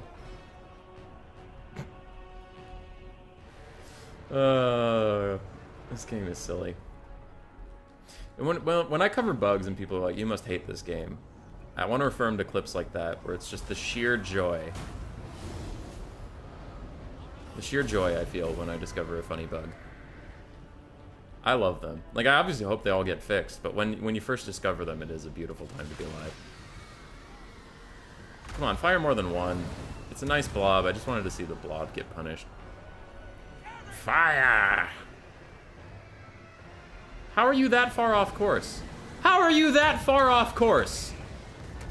You suck, Hellstorm Rocket Battery. I hate you. Look at this blob. Just ready for a good Hellstorm Rocket Battering, and you just did nothing. You did nothing. I don't like you. Oh, anger. Those Arcane Phoenixes look awesome. Yeah, their models are super great. Where were they?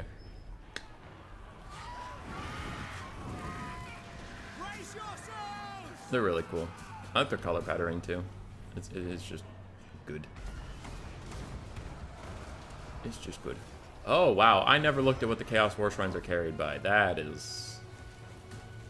It's fucked up. Can you get baking soda? Thank you. Have fun, Baba.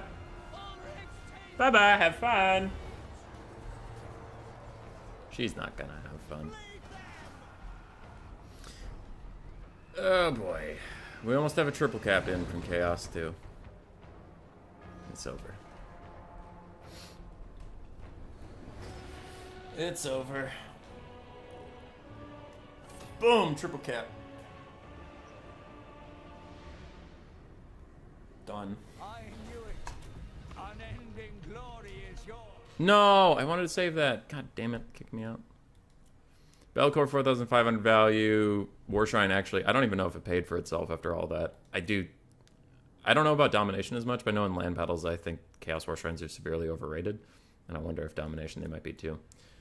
For race, the Phoenixes did fine. Dragon Princes did a lot. Yeah.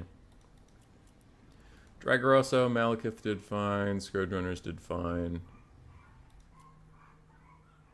But their backline got severely compromised rather quickly. Yes. Not enough DACA. Not enough DACA. And we will go on to the finals. I wish you gave it a little more time when they say you want to save it. Yeah. I know how to save it, though. I can go onto my desktop and just... I have a folder where the replays are saved automatically, and then I can go in there and just do Phoenixes. Plus, I really want to see that Outrider volley that killed an entire Silverin guard. That looked kind of hilarious, but I want to get a video of that, like... You know. You men are the Silverin Guard. You're the High Elves' finest. You have been trained for 200 years, because elves are really old. 200 years. And they're like, yes, we're the best. They run up. And these Outriders spawn out of an ethereal gate. You can't, you had 0 seconds to react to that. Some drunk Imperials come out of a gate with a grenade launcher, fire into your lines, 3/4 of you are dead, and then it's just like, yeehaw! And they run away. And then it's like, what the fuck just happened? Alright.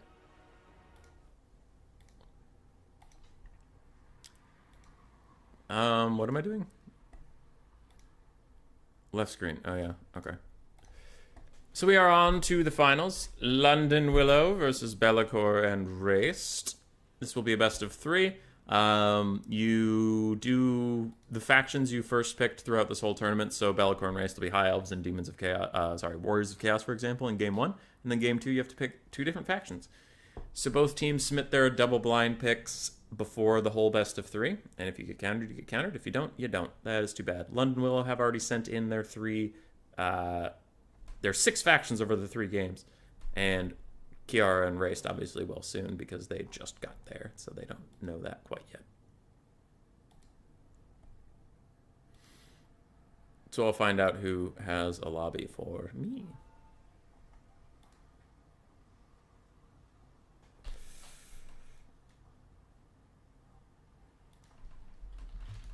Uh-oh. We have a duel. Look at that. Look at that duel. It's the battle of the twin lobbies.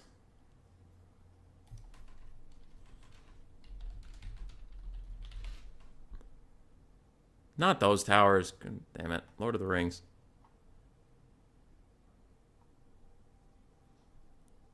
Seriously? It's literally it's the cover of the film. Oh, not killer. Whatever. It's fine. Alright, Race insists I'm joining that one, so I'm going to trust him. It was the lobby we were just in. It was actually pretty lag-free, which is nice. We take those. Alright, so let's get this thing going. Yep. Wood Elves and Slaanesh versus Warriors of Chaos and High Elves on a small map. Ooh. Ew. I don't know. Do Wood Elves and Slaanesh have the sheer force to even push the Warriors of Chaos and High Elves back into their base? That might prove to be a tough task. Those are some staunch lads. They're not dwarven staunch, but they're staunch lads. They don't fuck around.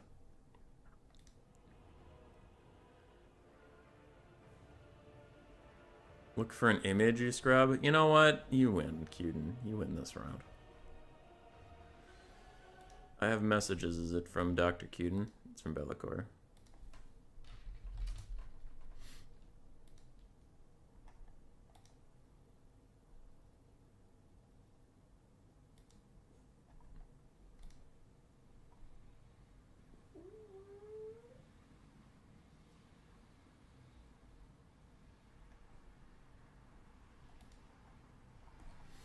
Okay. I was just checking some messages. Now it's back to everybody's favorite part.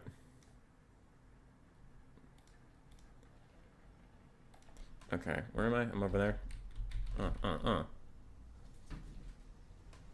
Boop.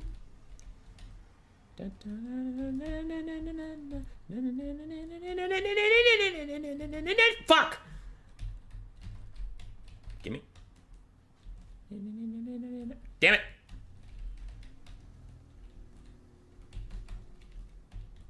Shit. God damn it. We're going for the sneak again. Shmoop! No! I got in! Damn it! Oh, fuck. I got in again, but I thought I died. Damn it. Shit. Okay, one more time, then I'll go the normal way. Whoop! Whoop! Never going the normal way again. Normal way is for losers. What? I did not get hit, you bullshit-ass piece of fucking garbage. Damn it. Normal way it is. Hey! Fuck! I need to quit being lazy. I know I have to go up and then down, but I just don't do it because I'm lazy. Okay. Fuck! Shit! Really? Dick! Okay. Alright, we're going. We're going. Damn it! Alright, we got it. What? I did not. You are a liar, piece of shit. You cheat. I did nothing wrong. Thanos did nothing wrong. We got it. We in this? I'm so good. I gotta pull up the other screen so I can see chat. I think I might try to dive into Dom Day. I've been a campaign player for years and years. Yeah, I think it's better to play Domination than no multiplayer. I personally prefer land battles, but both are fine. Okay, here we go. So it goes up, and then I go down, and I go this way, and I go this way, and I go this way, and I go this way, and I go this way, and I go this way. Oh my god, damn it. Whoop! Down, this way. Now the objective is to get back home. Okay, cool. Now we go up. Been a campaign player for years and years, yeah. We have a bunch of new player events going on for land battles. If your heart and soul is set on domination mode, Total Tavern has a lot of new player tournaments, one every week, usually from Platypus. So there's a bunch of stuff like that. Turn also hosts a bunch of events. Quick Battle, you're going to get a mix of both, but I think Quick Battle has a lot of domination players. Go up. Sure. Okay, I got stuck for a little bit there. Get in! Yes! Oh, there's another one. Okay, I didn't see him. Alright, so then I want to go. Oh, shit. Okay, alright, I figured it out. Damn it, I didn't figure it out yet. There we go. Easy. Back in. I hope that counts as a checkpoint, but I don't know because I started there. Go over here. Fuck. It didn't count as a checkpoint. Fuck! Yeah, Dom's fine. Land Battles is fine too. But Land Battles is probably harder to learn. Probably. Oh, fuck. I don't know. I've had some people talk about having a better experience learning Domination as their first game mode than Land Battles, but yeah. Hup. Alright, in you go. Follow. Get up! Okay. Fuck. I didn't plan out what to do! Okay, we're alive. Somehow that worked out. Okay, I'm gonna sit here and check some Discord messages for a second. Race and Kiara. Okay, so we have all of our faction picks. Slanesh and Wood Elves for Flame and Willow versus Kiara Race, Warriors of Chaos, and High Elves. So we knew that one. But the blind picks for round 2 are going to be Vampire Counts and Empire for Flame and Willow, and Dark Elves and Vampire Coast for Be'lakor and Raced. Why are Dark Elves so popular in this 2v2? Why? I don't know. It's weird. To me, personally, they haven't looked that good. And then the final game will be Vampire Coast and Tomb Kings for Willow and Flame of Udin, and then Zinj and Kislev for Raced and Kiara. Okay. Alright. I'm back. They're building their armies. Also the stream that everyone is super jovial, happy and excited, whereas poor human boy looks very bored. Chasing Rainbows, you're back. I had a question for you, sir. Chasing Rainbows, I had a question for you, so let me know if you're still here. I watch tons of competition and attorneys, but it's intimidating as hell to jump into Warhammer multiplayer. Yeah. Hey, Cody, I know I mentioned this a bunch of times, but like, I'm not trying to be pushy.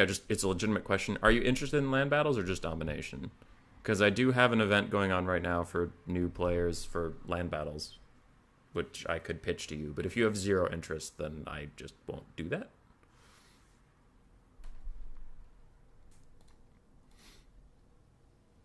Yeah. Okay. I remember playing this one in high school a lot, so that makes me think I died a lot. Because I don't remember the ones I beat easily. I remember the ones that you had to try over and over and over again. Dun, dun, dun, dun, dun, dun, dun. Fuck! Fuck! Fuck! Alright. Chat hype. Thanks, Willow. You're very nice. Thank you for the donation, Mr. Slanesh player, man. I hope since you donated more money, and money is the only thing that matters, I hope you win. Oh, he made it! Oh, God, I'm gonna die. Okay, can I sneak in? Oh! Yeah. Whoever donates more money, I'll just root for them. So let's go Willow and Flame of Udin. I hope they win the whole thing. Kiara and Race are dead to me because they haven't donated any money. Okay, boing, boing, boing, boing, boing, boing, boing, boing, boing, boing, boing, boing, boing. Ha! Woo! Alright, sneak down. Doop, doop, doop. Oh, this one's hard because it's going against the grain. Oh, shit. Okay, I have much less time to do this one. Ding, ding, ding, ding, ding, ding, ding, ding, ding. Jump! Whoo! Oh, God damn it! Ah! Hell yeah, Willow. I got you. And also, Chasing Rainbows is ignoring me as per usual. Thanks, Chasing Rainbows. Ship! Ah, fuck. Yep. Okay, whew. Almost dead, but not. Ding, ding, ding, ding, ding. Yeah!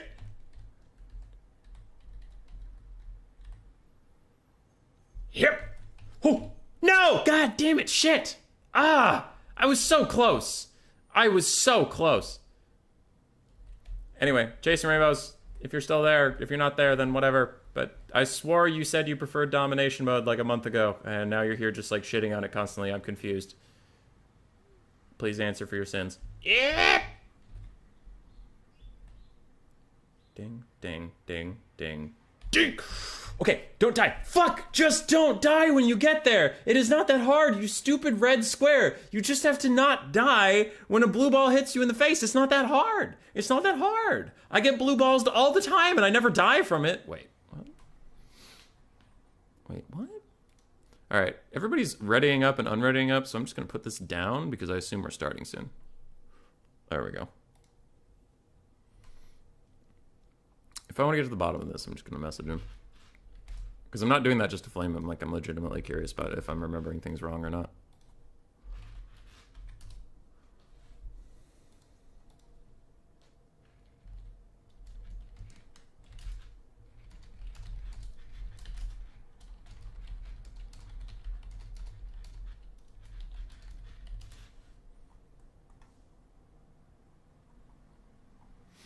Okay. Blocker comes down. We're getting into the game.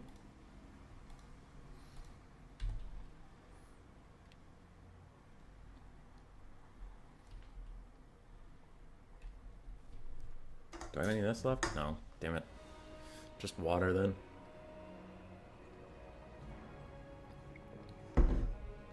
Boo. Boring water. The healthy choice of drinks. Boo. Alright, Bellacorn raced. We have the double Arcane Phoenix again. We have the Archmage of Life again. We have a Chaos Sorcerer of Zinj, but this time we have Sigvald the Magnificent. No Be'lakor. We do have a Chaos War Shrine of Slanesh. Marauders with great weapons. Marauders as a front line. We do have Archers with light armor and Shadow Walkers again. So the High Elves are the exact same deployment. Chaos went a little different.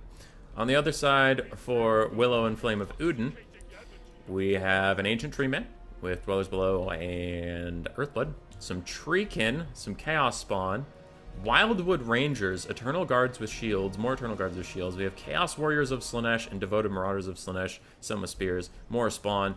Triple Glade Guards, some with Starfire Shafts, some without. We have Siggy, and we have a Chaos Sorcerer of Slaanesh of Shadows. Interesting. Whoa, what is this? The Rod of Torment? Bombardment? I didn't even know this was a thing. Good versus a single unit. Oh, is it like Doombolt from Marathi? We'll have to watch out for that. I've legitimately never seen that before, so I don't even know what it is. Okay, that's pretty cool.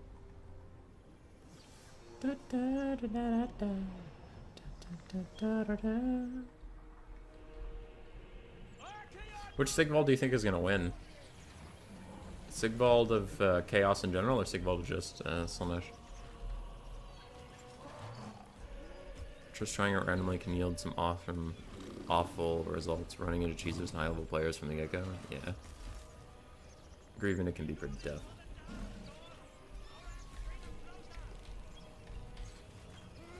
These things are kind of freaky looking. Chaos Shrine's also pretty freaky looking. Also, it's constantly stabbing this guy in the neck with those teeth. Are we not going to talk about that? How is he supposed to do his job if he's always getting stabbed in the back of the shoulder blades? That's fucked up. Like, look at it just sinking in there. You hate to see it. It's lagging a bit now, so I'm betting players are hit ready up, because usually it only starts lagging when they do that. Hopefully we'll get started soon. Early thoughts. I guess this side can hold points pretty okay, because the High Elves aren't adding anything to holding points. It is just Chaos. So it's Chaos versus Slaanesh and Wood Elves, and they outnumber them significantly. And Chaos didn't go heavy on Chaos Warriors either. It's just Marauders, so they are going to die. He likes it like that? Oh. Well, I guess I didn't think of it that way. Look at this tree, man. Look at this guy. Why does he have a loincloth? Do you have a tree penis, or what? What are you hiding? I have questions, tree man. Questions that need answering.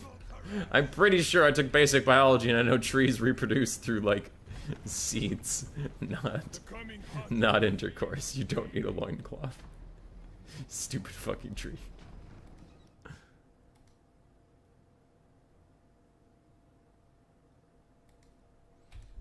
Alright. We are off. The blue fire spam has started. The blue fire spam did jack shit to that guy. He has 110 armor. He doesn't care. He already has a weakness to fire damage. You'd think it would do a little bit more, but he also has a gigantic health pool, so maybe not.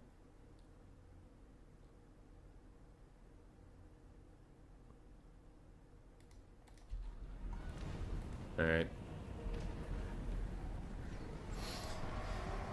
What is happening to this guy? Looks like he's a debuff of some kind, but I don't see it. Oh, that's going to be a nasty vortex. Yeah, it does a good amount of damage to those Devoted Marauders. Good amount.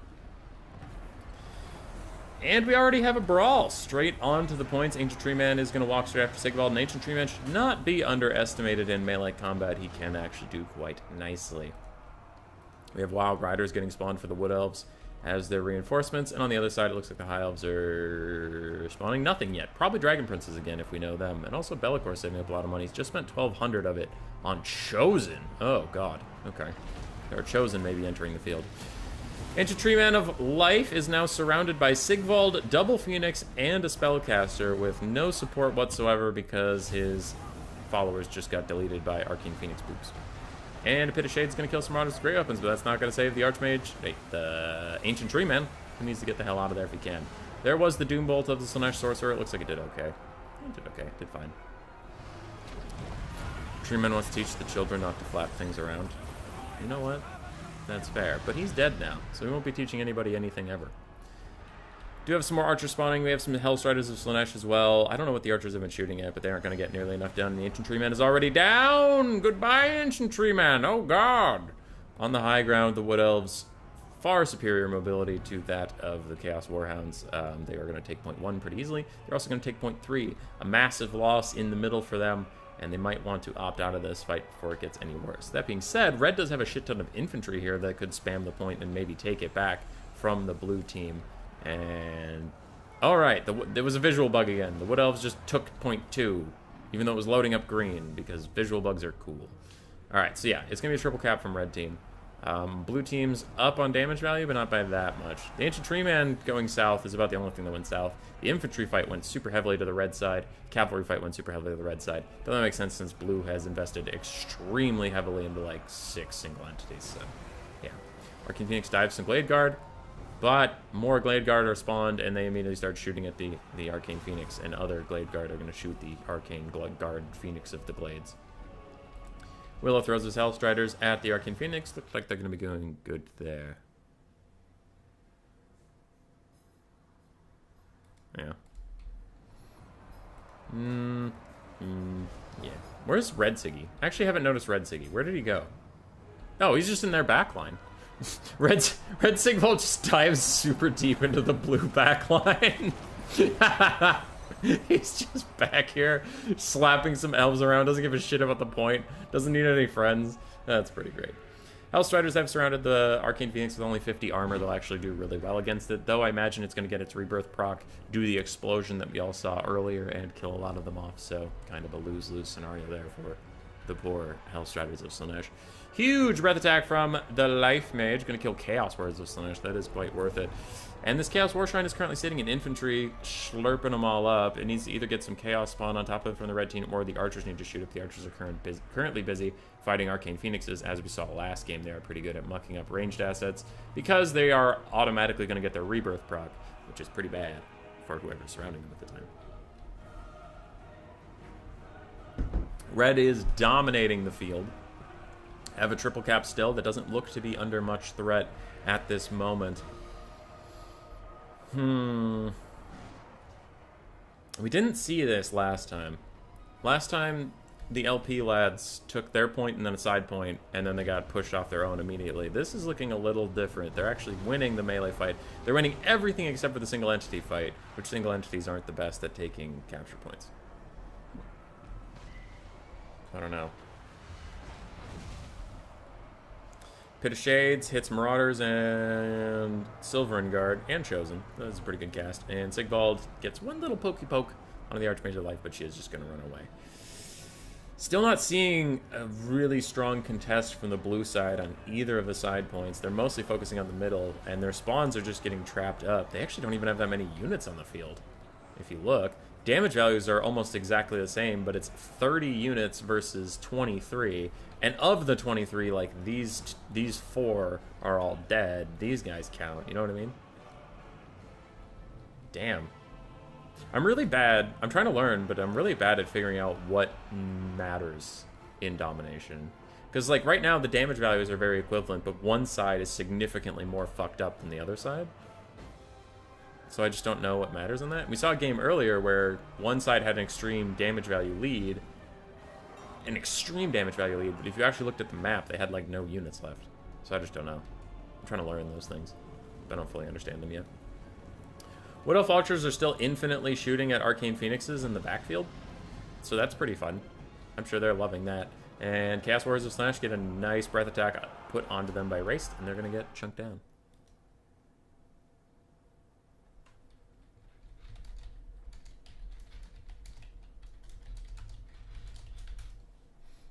Alright.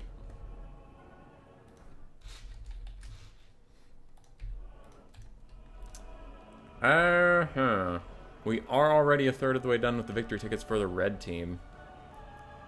Damage value is actually in favor of the red team now. So they've done more damage and gotten more points as of right now. Though blue is making a bit of a resurgence. We can see this piling up near their spawn has reached its zenith, and it's now started to actually push through the tattered forces of the red team.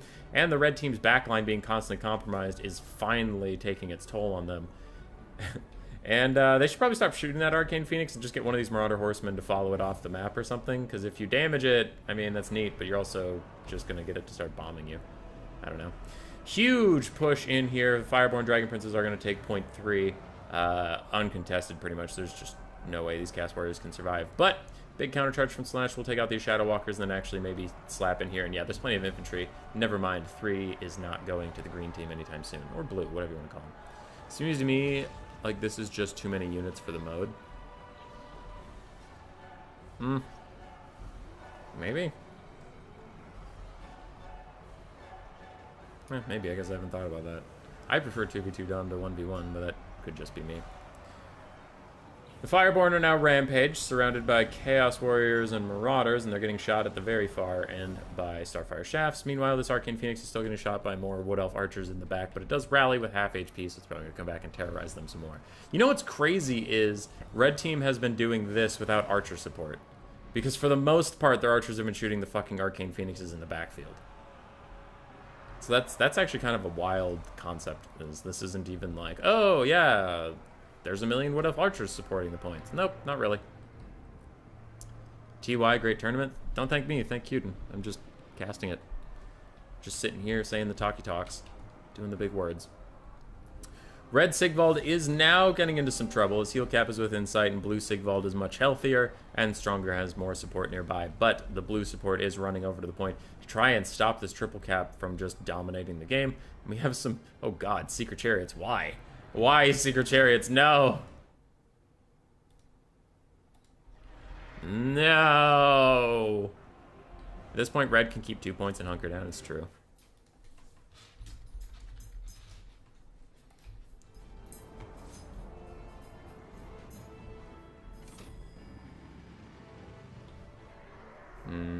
Yeah, point 3 looks pretty secure. We have 1 Silver and Guard coming in, but they can't defeat 3 infantry units. Middle point is lost for the red team. It's lost.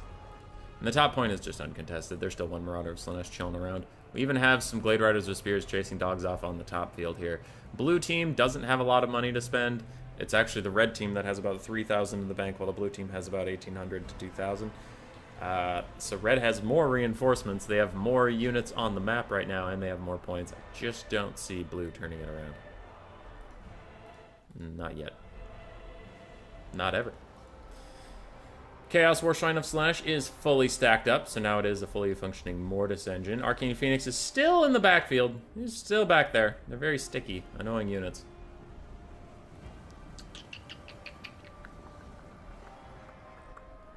Sigvald duel has continued for the last 45 minutes, and it will continue for 45 minutes further.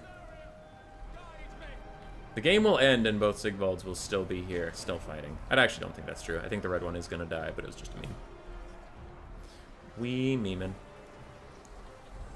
As Daniel has noted, I think that is the strategy of the red team, is the middle point is for a foregone conclusion. They can't get it back, and they don't really care to. They can just hold points 3 and 1. I think they will focus most of their efforts there. They're still trying to fight these frickin' Phoenixes that are both super low on health. I mean, I guess you have to, but still feels like a lot. Wild Riders fighting the Fireborn. Wild Riders would traditionally lose this, but those Fireborn are just really tattered. And they'll still probably win the fight with the Dragon support, but with Chaos Spawn nearby, I don't think they'll be surviving much longer.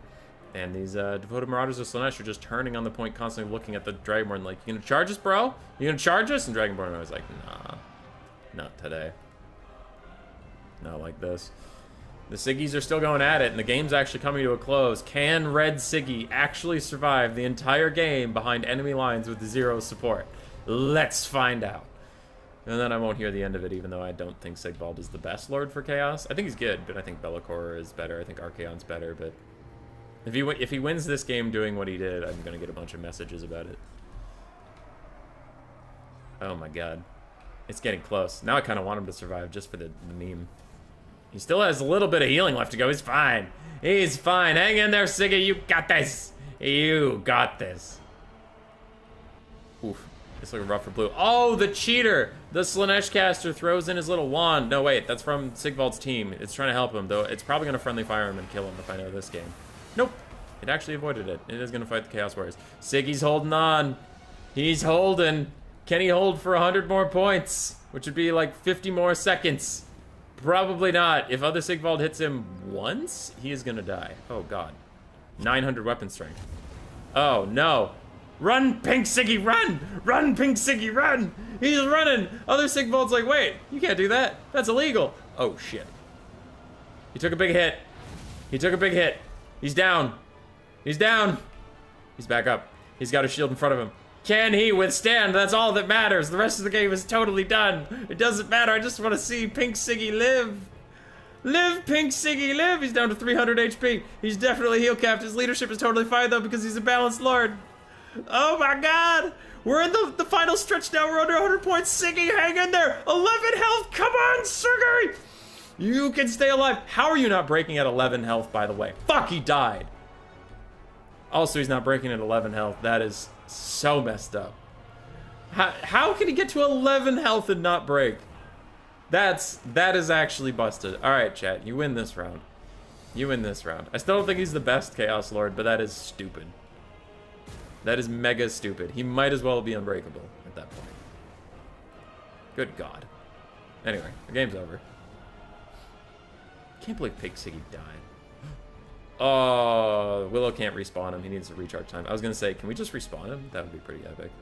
Like, yes, I finally killed him! He spent the whole game in the back line! And then he just appears on the edge of the field, running over to you. Still perfect vigor, because of course he is. That would be so great. Well played to Willow and Flame of Odin. Kiara's Siggy got 2,400 value. Willow's Sigvald got 2,100. Aside from that, Chaos War Shrine got 2,500. Hellstriders did fine. Chosen didn't do very much. I still feel like Chosen are kind of trash. I think Chosen are trash in most matchups, unfortunately. Phoenixes did great. So did the Archmage for race. Fireborn did great. Other than that, it looks like we had a little bit of a struggle bus. For Willow, Sigvald did well. His caster also did quite well. Spawn did fine. Marauders held the points like they're supposed to. So did the Chaos Warriors. Hellstriders really good value. Hellstriders are single-handedly carrying the Slaanesh roster. It's insane. Wood Elves' main army did not do a lot except for the Glade Guard. Their secondary army did a lot better, especially the Cav. And the Glade Guard. GG, well played. One issue with value, it's a little bugged and not damage. Every damage instance is counted. True, Robert. That is true.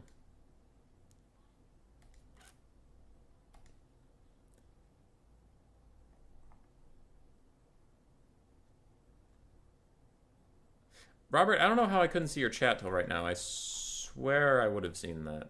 I'm gonna go to live chat so everything pops up. Siggy penetrating too deep, classic. Oh yeah, okay, so your messages were getting deleted. I don't know why.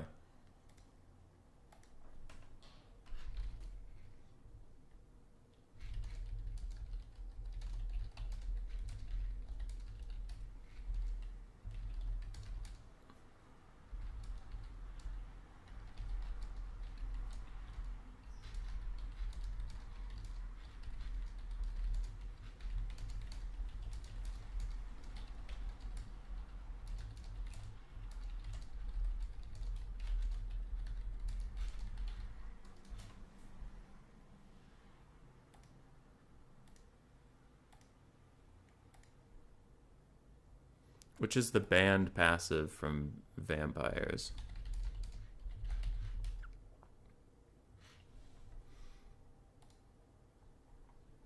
Lord of Vampires.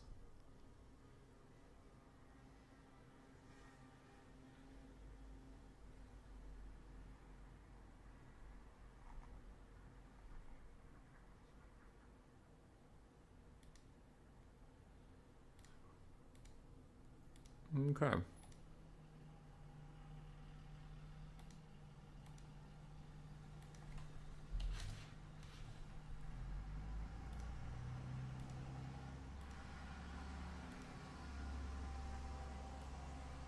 And while they build armies, back to this! So we have vampire counts in the Empire versus Dark Elves and Vampire Coast. Oh boy. Who to favor? Who to favor? Honestly, kind of favor the Counts Empire a little bit. I think the Empire is better at clearing out large amounts of stuff than the Dark Elves are. If the Coast and the Dark Elves are just going to slam into the Vampire Count's front line, meanwhile the Empire is going to shoot them with Outriders with Grenadiers or the Sunmaker or something, I think they're going to have a really bad time.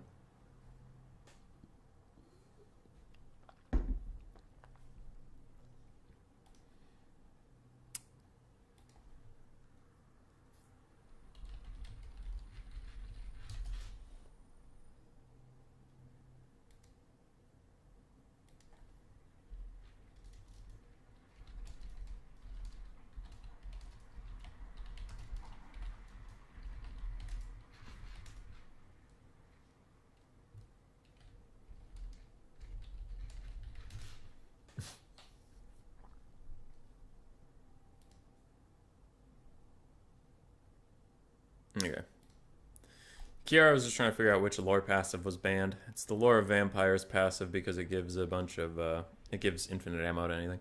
The stakes the other tournament, Zypher apparently just bet his ass. This may not got lost of impression, but it's good for you having fun in this tournament, playing the world's hardest game. I mean, it's that or the screen blocker. Like, is actually this more interesting? I'm just doing this in the build phases, which can take a while. Yeah. I don't know, man. I'm allowed to host multiple types of tournaments. I host land battle tournaments all the time. And Chase Rainbows, I've been flaming you on this stream constantly flaming you, but you keep leaving, so you can't hear it. Yep. Are we gonna try the lower path this time? That might actually be better, because it won't have that stupid up and down ball that keeps fucking me over. Wow, lower path is so far been much easier. What the fuck? Okay, boom, boom, boom, boom. Lower path is much easier. What the shit? What was I doing? Okay, I need to go one more over and not hit that thing. Yes. Checkpoint, checkpoint, checkpoint. Yeah! Yeah! Kiss my ass! I'll even let you kill me. Oh, what? I just spawned back here? Fuck you, you stupid ass bitch ball. Anyway. Yeah, dude.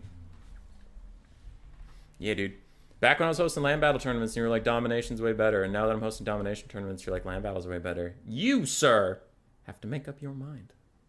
You already explained to me in DMs your reasoning, but it's still funny to me. I'm allowed to find things funny. There's no pleasing the rainbows that chase. Okay. Fuck!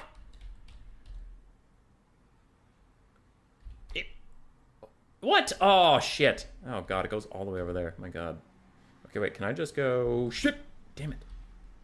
Shpip! Okay, so I'm still alive here. Damn it! I went down too far. Okay. So now I can go over and down.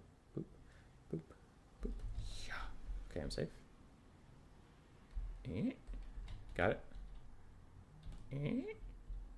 Got it.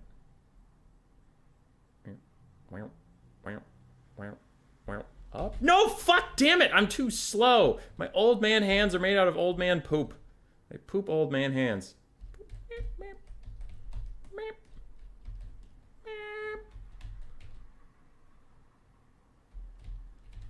All right. Boing, boing, boing, boing, boing, boing, boing, boing, boing. Hop, up and around. Hop, up and around. All right, nice and slow. Nice and slow, nice and slow, nice and slow. Ah! We're in a corner. We love being in a corner.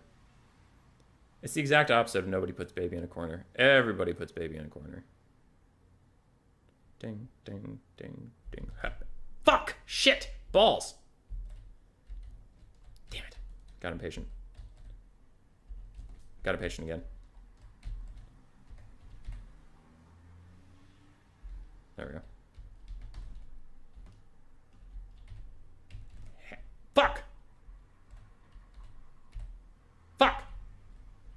Actually, kind of surprised I died there. What the hell? No, come on, man. That didn't... Okay, that one got me. That was my bad. But the other one, fuck that. Fuck. Didn't go down far enough. Ding, ding, ding, go. Okay. Ding, ding, ding, go. Ooh. Up, bam. Got him. Ding, ding, ding, ding. Yep. I'm up. Oh. ding, ding. Go. No! Fuck! Shit, I didn't touch it. I didn't touch it. You're a liar. You're a liar and a cheater. I didn't do anything. Bellicor and Race are ready. Willow and Flame of Udin are still working on it. Yeah, down we go. Oh, fuck. Ding, down we go. Okay, getting pretty good at that part. Ding. No! I didn't touch it, you liar. You liar and you thief. Ding, and down, and down, and over. And ding, up, down. Fuck! It's always the sitting still ones that get you. I honestly thought I died there. That's why I stopped touching the keys. I was like, well, I died. There we go. Did anybody play Neopets? Am I the only person that played Neopets here? I know Grace played a shit ton of Neopets. I remember their games being pretty fun, but when Grace and I checked them out last year, they were actually pretty trash.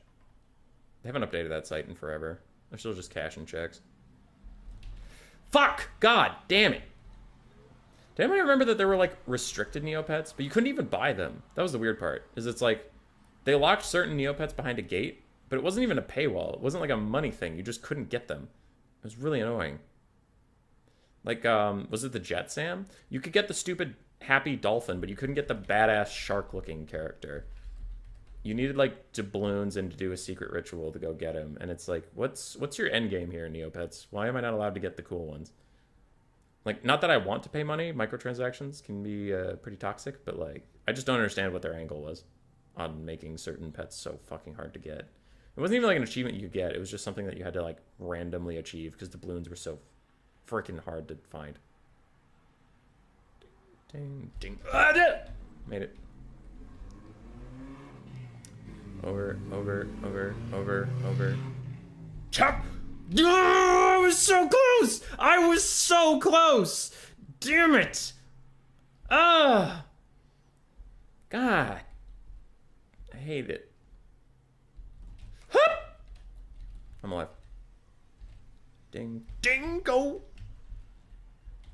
Fuck! Shit! I'm so stupid. I'm so stupid. I knew I shouldn't have gone up, but I did. But I did, and I'm stupid. And I don't like being this dumb. I was born this way. Hip. Hip. Okay. So the easiest thing to do is just go full diagonal and just get out of here all at once. So here we go! Oh, I died. Hip. Hip. Hip. Hip. Hip. Woo! Woo! Woo! You got nothing. You got nothing. You got mail. Ship. Oh, fuck. Damn it. Shit. Damn it. Damn it. Damn it. Ship. Damn it. Fuck. Damn it. Hep. Damn it. Alright, blocker's coming down. We're good.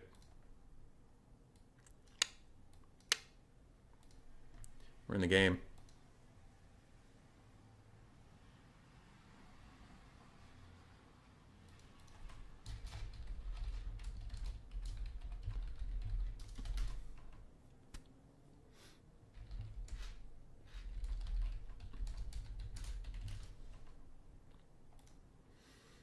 Alright. I'm back. Did I take the blockers down? Yes, I did.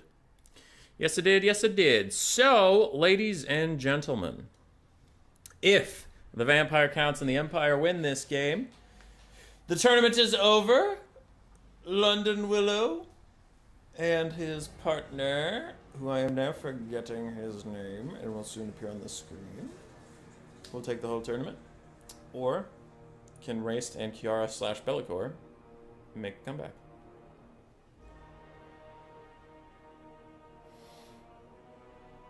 I think it'll be hard. I think this will be Vampire Counts, and... Ooh, I actually think this whole series is going to be hard for Kiara and Race now. Because I'm slightly favored... I lost connection? The fuck? Anyway. I think the Vampire Counts and Empires are slightly favored in this, and then I think they had Tomb Kings and Vampire Coast in the very end. And I think that's the most favored. It's Willow and Flame of Udin. It says I lost connection, but Race and Willow have 0 funds, while Udin and Bellicor have funds. So I don't know what happened there. They're messaging me now.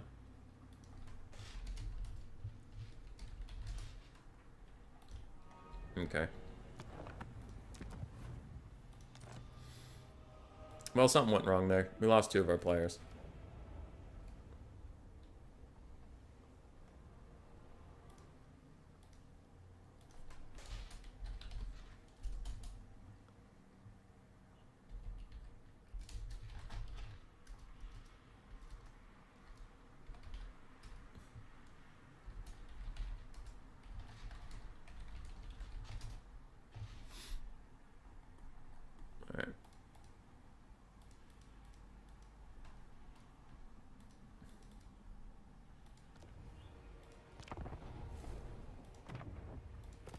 Join with code, but they said just find Dom tourney, so I'll try to do that. I don't see it though.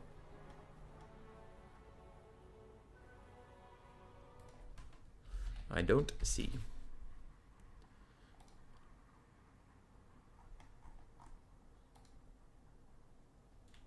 Okay, they sent me a code. Is this a different code than above? This is a different code, so it's a new lobby. Good. Invalid game code.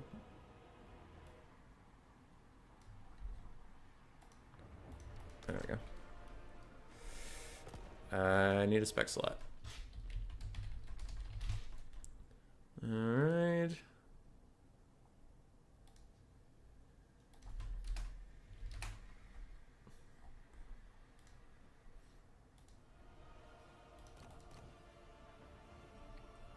Where did that thing go? There it is. 1, 2, 3. And I'm in.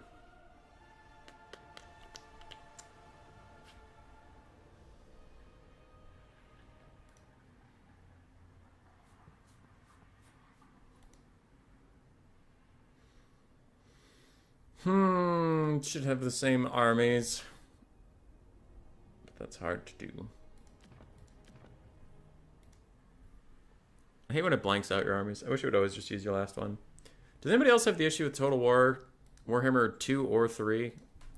Where sometimes it feels like the game latches onto a build you used once, and every time you load up a multiplayer lobby, it uses that faction with that build. Like, for the longest time in Warhammer 2, I had, whenever I would load up Empire, I had Volkmar and 19 Witch Hunters because of just a joke I did once. And it wasn't even like a build I could use. I started off every lobby with like negative 17,000 funds just because I was doing a meme once where I was like, you know, by Sigma you will be purged, and I had a laugh, and then the game was like, that's your favorite army forever. Every time you load up a game with Empire, you need to see that army again. I just don't know why.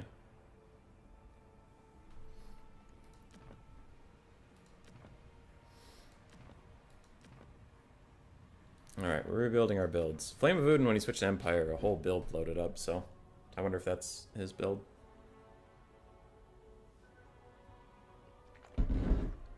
We will see.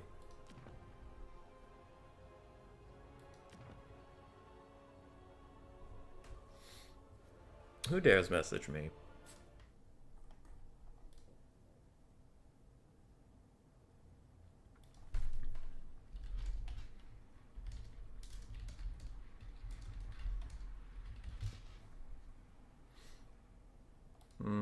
Okay.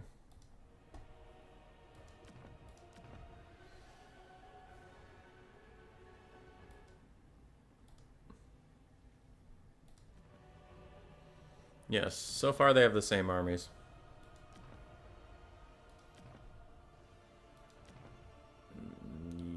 Yeah. This is the same. Vampire Gods is just finishing up, but so far he has all the same stuff.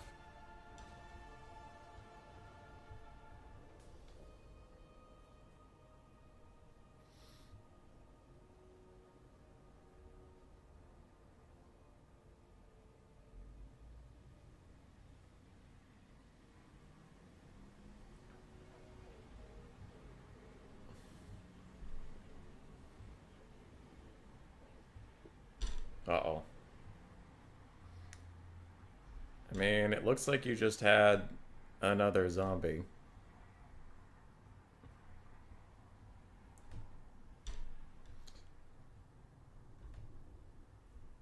Okay. Skeleton Warrior and a zombie, or the Koenig's done Stalkers? I guess it's not that big of a difference.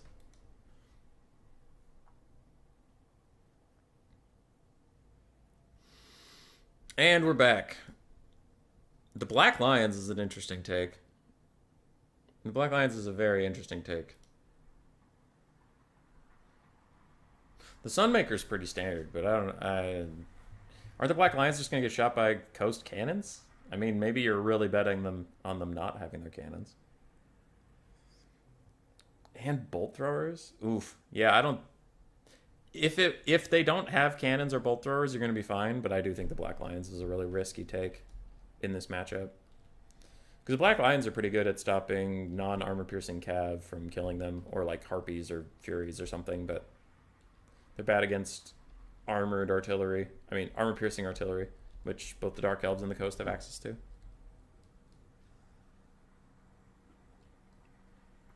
So it is a bold take.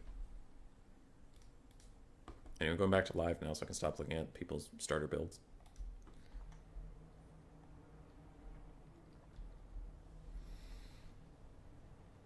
So you have a Mongol Haunter, strangely enough, for the Vampire Coast. We have Count Noctilus, Triple Sirens, and some deckhand mobs, including the Tide of Skjold, with Rowdy, Perfect Vigor, and Frenzy.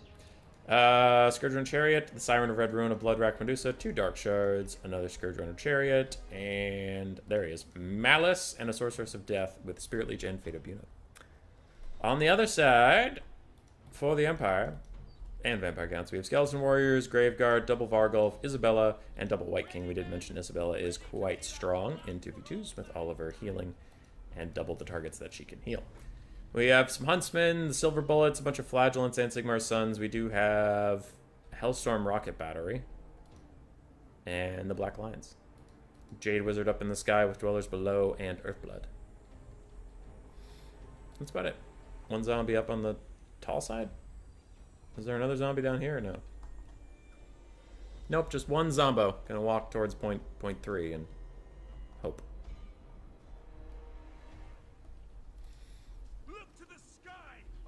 I like how the Silver Bullets have the same color scheme no matter what Empire you are. Oh wait, he's just basic Empire. Flame of Udin. You're not gonna go with any of the sick color schemes for the Empire? Just basic? Basic Reichland? These guys are excited. Wouldn't you feel safe in there? That just looks so cozy. Hold on, where did you put them? Okay, so I don't get to look at the Black Lions anymore. That's nice. Anyway, wouldn't you just feel so safe? You're up high, relatively. You're in these, like, really tall wooden things, and then you have a freaking Gatling gun. So you can't pivot it at all. Like, it is just stuck in place. Where are they keeping the ammunition? There's no ammo. That thing only has 9 barrels. You get 9 shots? See, these are the things you gotta think of before you come onto the battlefield, Black Lions. You bastards. Anyway, Empire started off with a lot of shooting. A little bit of infantry, no cav, so I'm suspecting that they will need cav in their reinforcements pretty quickly. Otherwise, they could get run over by enemy cav or flying units. Yeah, Vampire Coast have Fellbats. Dark Elves have Harpies. You have to worry about flying units a little bit. A little bit. The strategy from the Dark Elves is a little different than we've seen. I guess we have seen Malice before, but still. Fate of Unicaster. Why? What's the Fate of Una for? Like, what are you actually worried about with that? Zentler's Reichsguard, I guess? Maybe? It's not really good against any of the Vampire Counts units. Maybe Blood Knights, but they'll just get healed. I don't know. It's a questionable one. I'll have to see.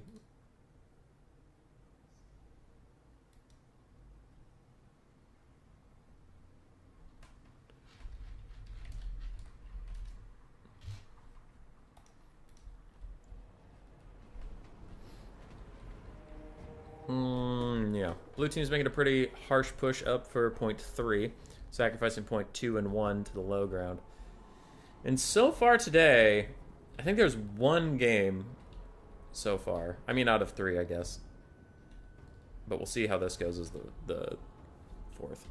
There's been 1 game where sacrificing the double cap at the start has worked out, but so far it seems like whoever gets more points at the start ends up winning. As the other side just struggles to do enough damage to make it worthwhile to not contest all 3 points. But we will see. Oh, just the Unholy Legion. So Willow just chucking zombies and skeleton warriors as soon as the game starts, all out of the spawn point, just bleh, vomit them out onto the field at the top point. There's no way they take the top point. They're going to get destroyed, but maybe they're just up there to distract for a bit. Because that looks like a lot, but it's 500, 500. That's 1,000 value up there. So it's actually a decent amount because of the Cunning Stone Stalkers, but overall it's not a lot. Whereas this Scourge Runner Chariot costs just as much as all those infantry combined, and it is getting fucked up by the Black Lions. Raced is going to pull it back now, but it took a lot more damage than it wanted to, that's for sure. That's for darn tootin'. Having lag this time around, I didn't feel like we had too much lag in the last game, but maybe I was just rose-tinted glasses.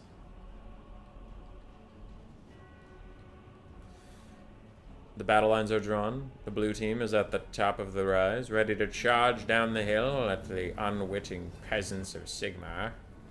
God, this is something you never thought you'd see. Flagellants and Skeleton Warriors running side by side. Both equally unbreakable and useless, one of them half the cost of the other. I'm reading a Gotrek and Felix book right now, The City of the Damned. It is dry as shit.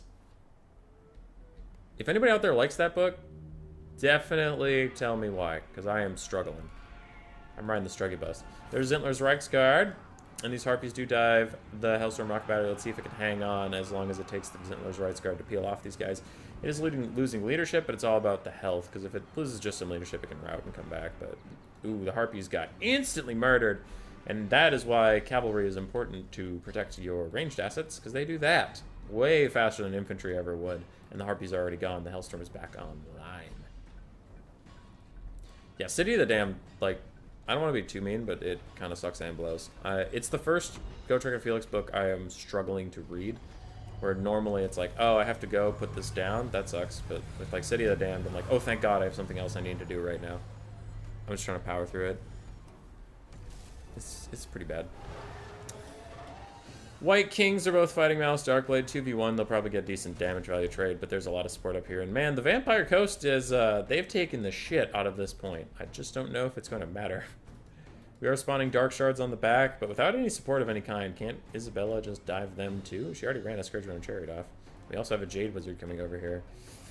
I don't know. I don't know about this. There's no artillery up here. I don't understand what the Vampire Coast is trying to accomplish with, like, overtaking this point like this. So if they had mortars up here or something that were getting constant value while you sat, that's maybe something. But they're actually the ones getting shot by artillery, and they're the ones holding the defensive position when they're outnumbered 2-1 on points. I'm just confused. Izzy is taking a lot of damage after she threw down a Skeleton Warrior summons. That damage was probably from Overcast. One of these guys. And now we have a big explosion of money as Sisters of Slaughter, Animated Hulks, Dark Shards, Depth Guard with Polearms are all spawning, and Raced has 1,200 gold. So it looks like the Vampire Coast and Dark Elves are making a very sudden push on the low ground. See if that ends up mattering. Hellstorm Rocket Battery is still firing up there. Its little flag is way off base. So, stealth Rocket Battery. Easy clap. Wraith Storm is coming down to Isabella von Karstein, but she is flying in a direction, so it's mostly going to miss her. That spell really doesn't do that well against flying units unless they're sitting perfectly still. More Harpies are spawned, but they're currently getting shot by Huntsmen. And Silver Bullets, they're going to rout instantly, and maybe even the Crows of Cain will as well. Dark Elves and Vampire Ghosts are finally starting to push down the giant chute, but that means the Vampire Count's forces on the top side are going to rush in. And very nice play here from Willow. Saving 4 different mobile assets to Vanguard deploy as soon as this position was remotely abandoned. Those Dark Shards are mega dead. Those are the deadest Dark Shards I have ever seen. Everybody has spent all their money except for Flame of Udin. The Empire does currently have a bit of stuff in reserve. And we could even see the Zintler's Reichsguard be needed again as the Crows of Cain dive back onto the Hellstorm Rocket Battery. We have a Huntsman General here just firing at some nearby stuff for fun. He's a for fun player. And Huntsmen are trying to keep Harpies off of themselves. Still 2-1 capture, but I think the top point's going to change hands pretty soon here. Pretty soon. Count Noctilus and Malice are coming back up. They might change the order of the day. And the Bloodrack Medusa is getting destroyed. Oh, no. Oh, no. Even in Domination mode, she might not be very good. Oof. You hate to see it. You really do. The Black Lions might be in a little bit of trouble soon. They will want to back off eventually. while the Huntsman General and Huntsman try to fight off these Harpies. Dark Shards are going to shoot all the Huntsmen. Big dead. Hailstorm Rocket Battery routes, and it has lost so many models. I don't know if it can even pilot its thing again, and it might shatter in a hot second. Those Rights Guard were not able to repeat their triumph another time. Outriders grenade launchers are running up, and those Death Guard pole arms are looking like a pretty nice target for grenades to kill them all. Kill them all. Sisters of Slaughter pounding through some of the ranged units, and yeah, these Free Company militia will also be the next targets of the Naked Whip Ladies' ire. Up on the high ground, Green Team has kept a good hold onto this point. Fellbats don't count towards capturing it, and dogs are getting rid of some stuff, but there's also sirens and zombies. But now we're actually starting to lose the capture point a little bit to these infantry. A summon won't help with capturing things, and I wonder if we go to Dwellers Below or something anywhere with sirens on it. Could be useful. Could be. The Coast Gambit on the slope has not panned out. It looks like they will not break through. Though these Vargulfs do need to get a little more active. They've taken a bunch of damage from Scourge Runners to no avail of their own. What is this? Sterling's Revenge? Okay, so it's not the handgunners. I was worried that was the Silver Bullets that close to danger. That'd be bad. Be really bad. Zinler's Reichsguard, rear charging the Slaughter, it appears. They'll rout them off soon. Though Race and Bellicor do have 2,000 saved funds, so do Willow and Flamp of Udin. Though Willow doesn't look like he has a lot of unit cap space to spend it on. He did just spend some, but he's already at 18.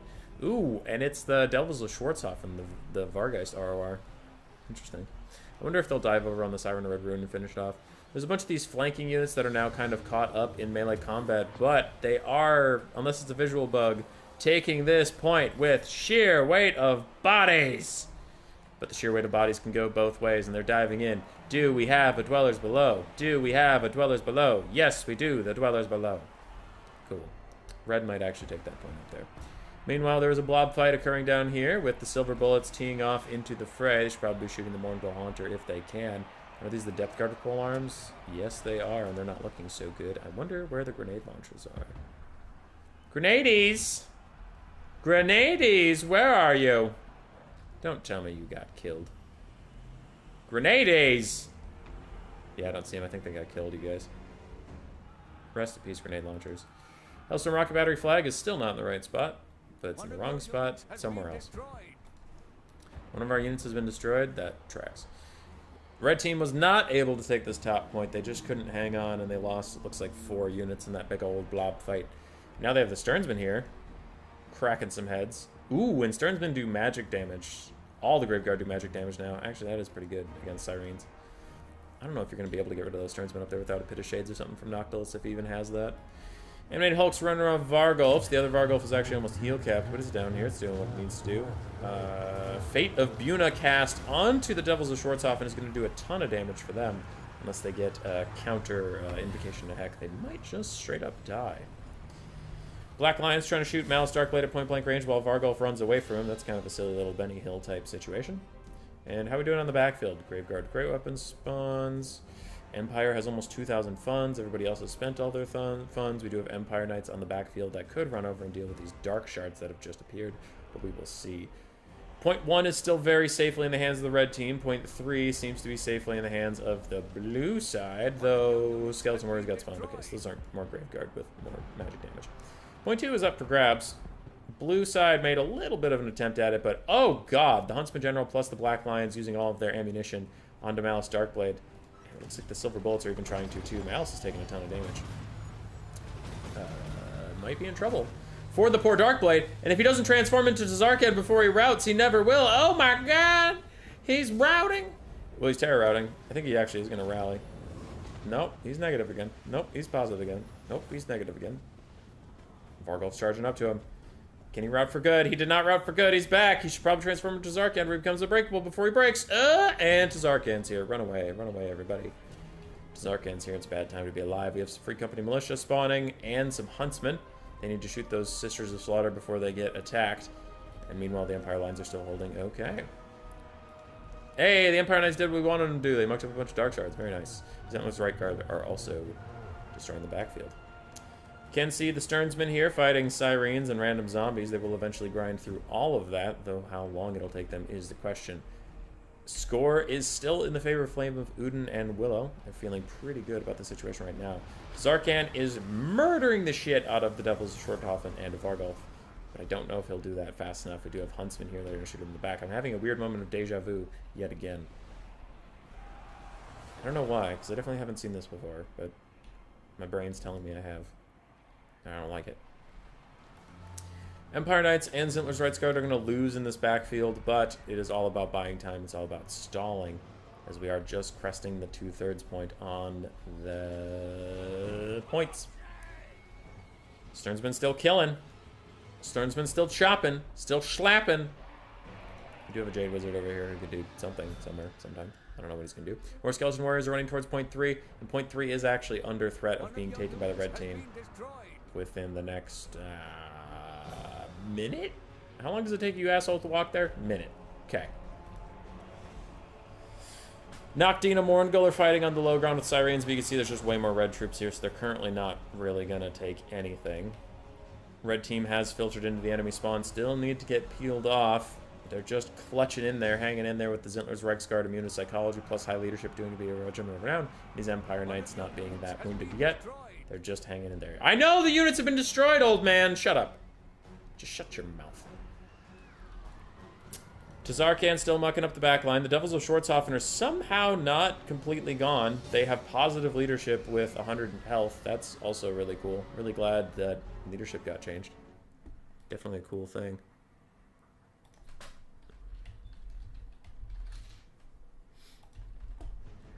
Hellstorm Rocket Battery has been resummoned. The Crows of Cain are back. The Black Lions are back. Wow, Flame of Udin really flexing in the late game with just how much money he has. And the Vampire Counts on his side also have 1,600 funds. They have a lot of funds they actually got to throw at these points.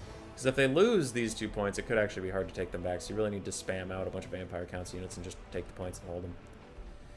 We have some Crypt Horrors coming. We have Crypt Horrors coming. Oh, they coming.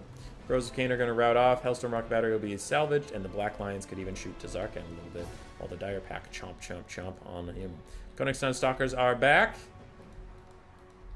Huntsmen are in here, but I don't know if the blue team can really do this. They're starting to lose the top point. They're starting to lose the top point. Oh no. Oh no. Shut up. I know my units are getting destroyed. Just stop telling me. Sternsman should turn around and probably take care of these Sirens with their magic damage or something, but that point is being taken. Soon will even be triple cap territory. Meanwhile, point 2 is under threat as the blue side has rallied in here, but I wonder if we have a Dwellers Below or something, if that could take out some of these infantry units and buy a little bit of time for the Hellstorm Rocket Battery to clear out more units. Tazarkan is almost heal capped as he's still surrounded by the Dire Pack. What the fuck? Oh, okay, Vanguard summon. Jesus Christ. Huntsman just like appeared with no animation whatsoever. It was just boom, Huntsman were here. Anyway, a bunch more units have spawned. They do need to get to the central point before it is taken. And a nice Dwellers Below will take out a Siren and a Zombie Pyrotech Hand Bomb. Summon, it is a summon, but still you do have to get rid of it, I guess. And the Sirens will lower the capture weight. But the dogs have to get up here and throw their capture weight onto that point, keep it down. Meanwhile, top point has been claimed by the Vampire Counts. We currently have a triple cap that is rocketing ahead. Point 1 is under no threat whatsoever, as like 4 infantry units for the red team is going to fly in there against 2 the other side. But they're trying to capture the middle point. This game is definitely over. Red team has definitely won, and they will win the whole tournament. And holy shit, they're so great and amazing. But also, I just want to see where this middle point goes. But it looks like the red team is managing to salvage the situation. They did get dogs to pile in here somewhere. No, the dogs fucked off. I don't see them. They do have Graveguard. It just looks like they're mostly able to take out the chaff of the enemy, and from there, they just captured it back down with some flagellants and vargulfs and stuff. How's it going so far, Killer Line? Good, good. This is the last game. It's going to be a 2-0 victory for Flame of Udin and Willow over the whole tournament. They're just too good. One of your units has been destroyed. They're just too good. Their damage value is actually insane. The 13,000s cancel out, so it's like a 10,000 damage value difference, which is playing out in front of us. It's also 20 units to 34, which is a little brutal. You have been bested. There is only defeat. And there you go. GG's.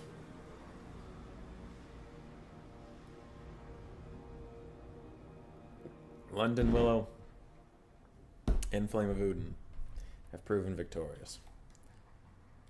The Black Lions with 4,400 damage value. Good lord. I mean, they did get all their ammo out, then get resummoned and fire again.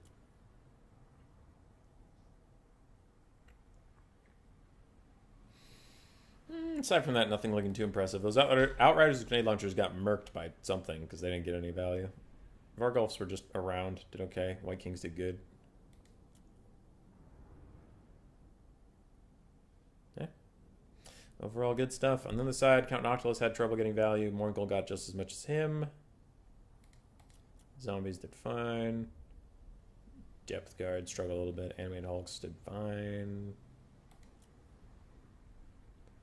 Land Battle better, but GG's. Yar. It was, in fact, GG's. That is it for today. You have your winners right there on the screen. They did great. Can I now say Land Battle is better after doing Dom again? Yeah, you can do whatever you want. I don't give a shit. You can have your opinions. I just don't like when, like, people say Land Battles is objectively a worse mode or Domination is objectively a worse mode, because it's clearly that people prefer one or the other. Like, you can have your own opinions on it, but it's just, I don't like when someone's like, it's definitively. I don't know. It's not a thing. It's not real. Oh, God. That is it for our stream today. There are 28 of you here. If you weren't here at the start, GG's, thanks for the stream. Thank you, Cuden. Thank you. Cuden is the host of this. Willow with another 10 AED. Thank you, sir. You are far too generous. If you were not here at the very start, there are a couple things I want to plug on my way out. Left screen. Boom. Boom. If you want to be a part of our DLC giveaway that's going on my channel right now, you can sign up here with your time zone and your skill level at Land Battles. After, honestly, probably halfway through tomorrow, I will make pods out of people of relatively same skills and relatively similar time zones. You'll have a week to play as many games against them as you can. I mean, like, one per player, but, like, you know, if you don't finish all your games, that's fine. And whoever in your pod has the most wins after that week gets a DLC, which is nice, which is neat. And if you're a newer player looking to fight other newer players, I will put you in a pod with other newer players. But that is Land Battles. If you're not interested, that is fine. Then probably don't sign up there. Also, another thing, if you enjoy 2v2 content, there is the Superior Persons 2v2 server that Cuden hosts. It is, in fact, the server that ran this tournament today. He runs it most weekends. So if you want to join that sort of content, I did just throw the Discord link in there. Okay. Goodbye, everybody. I hope you have a great Saturday.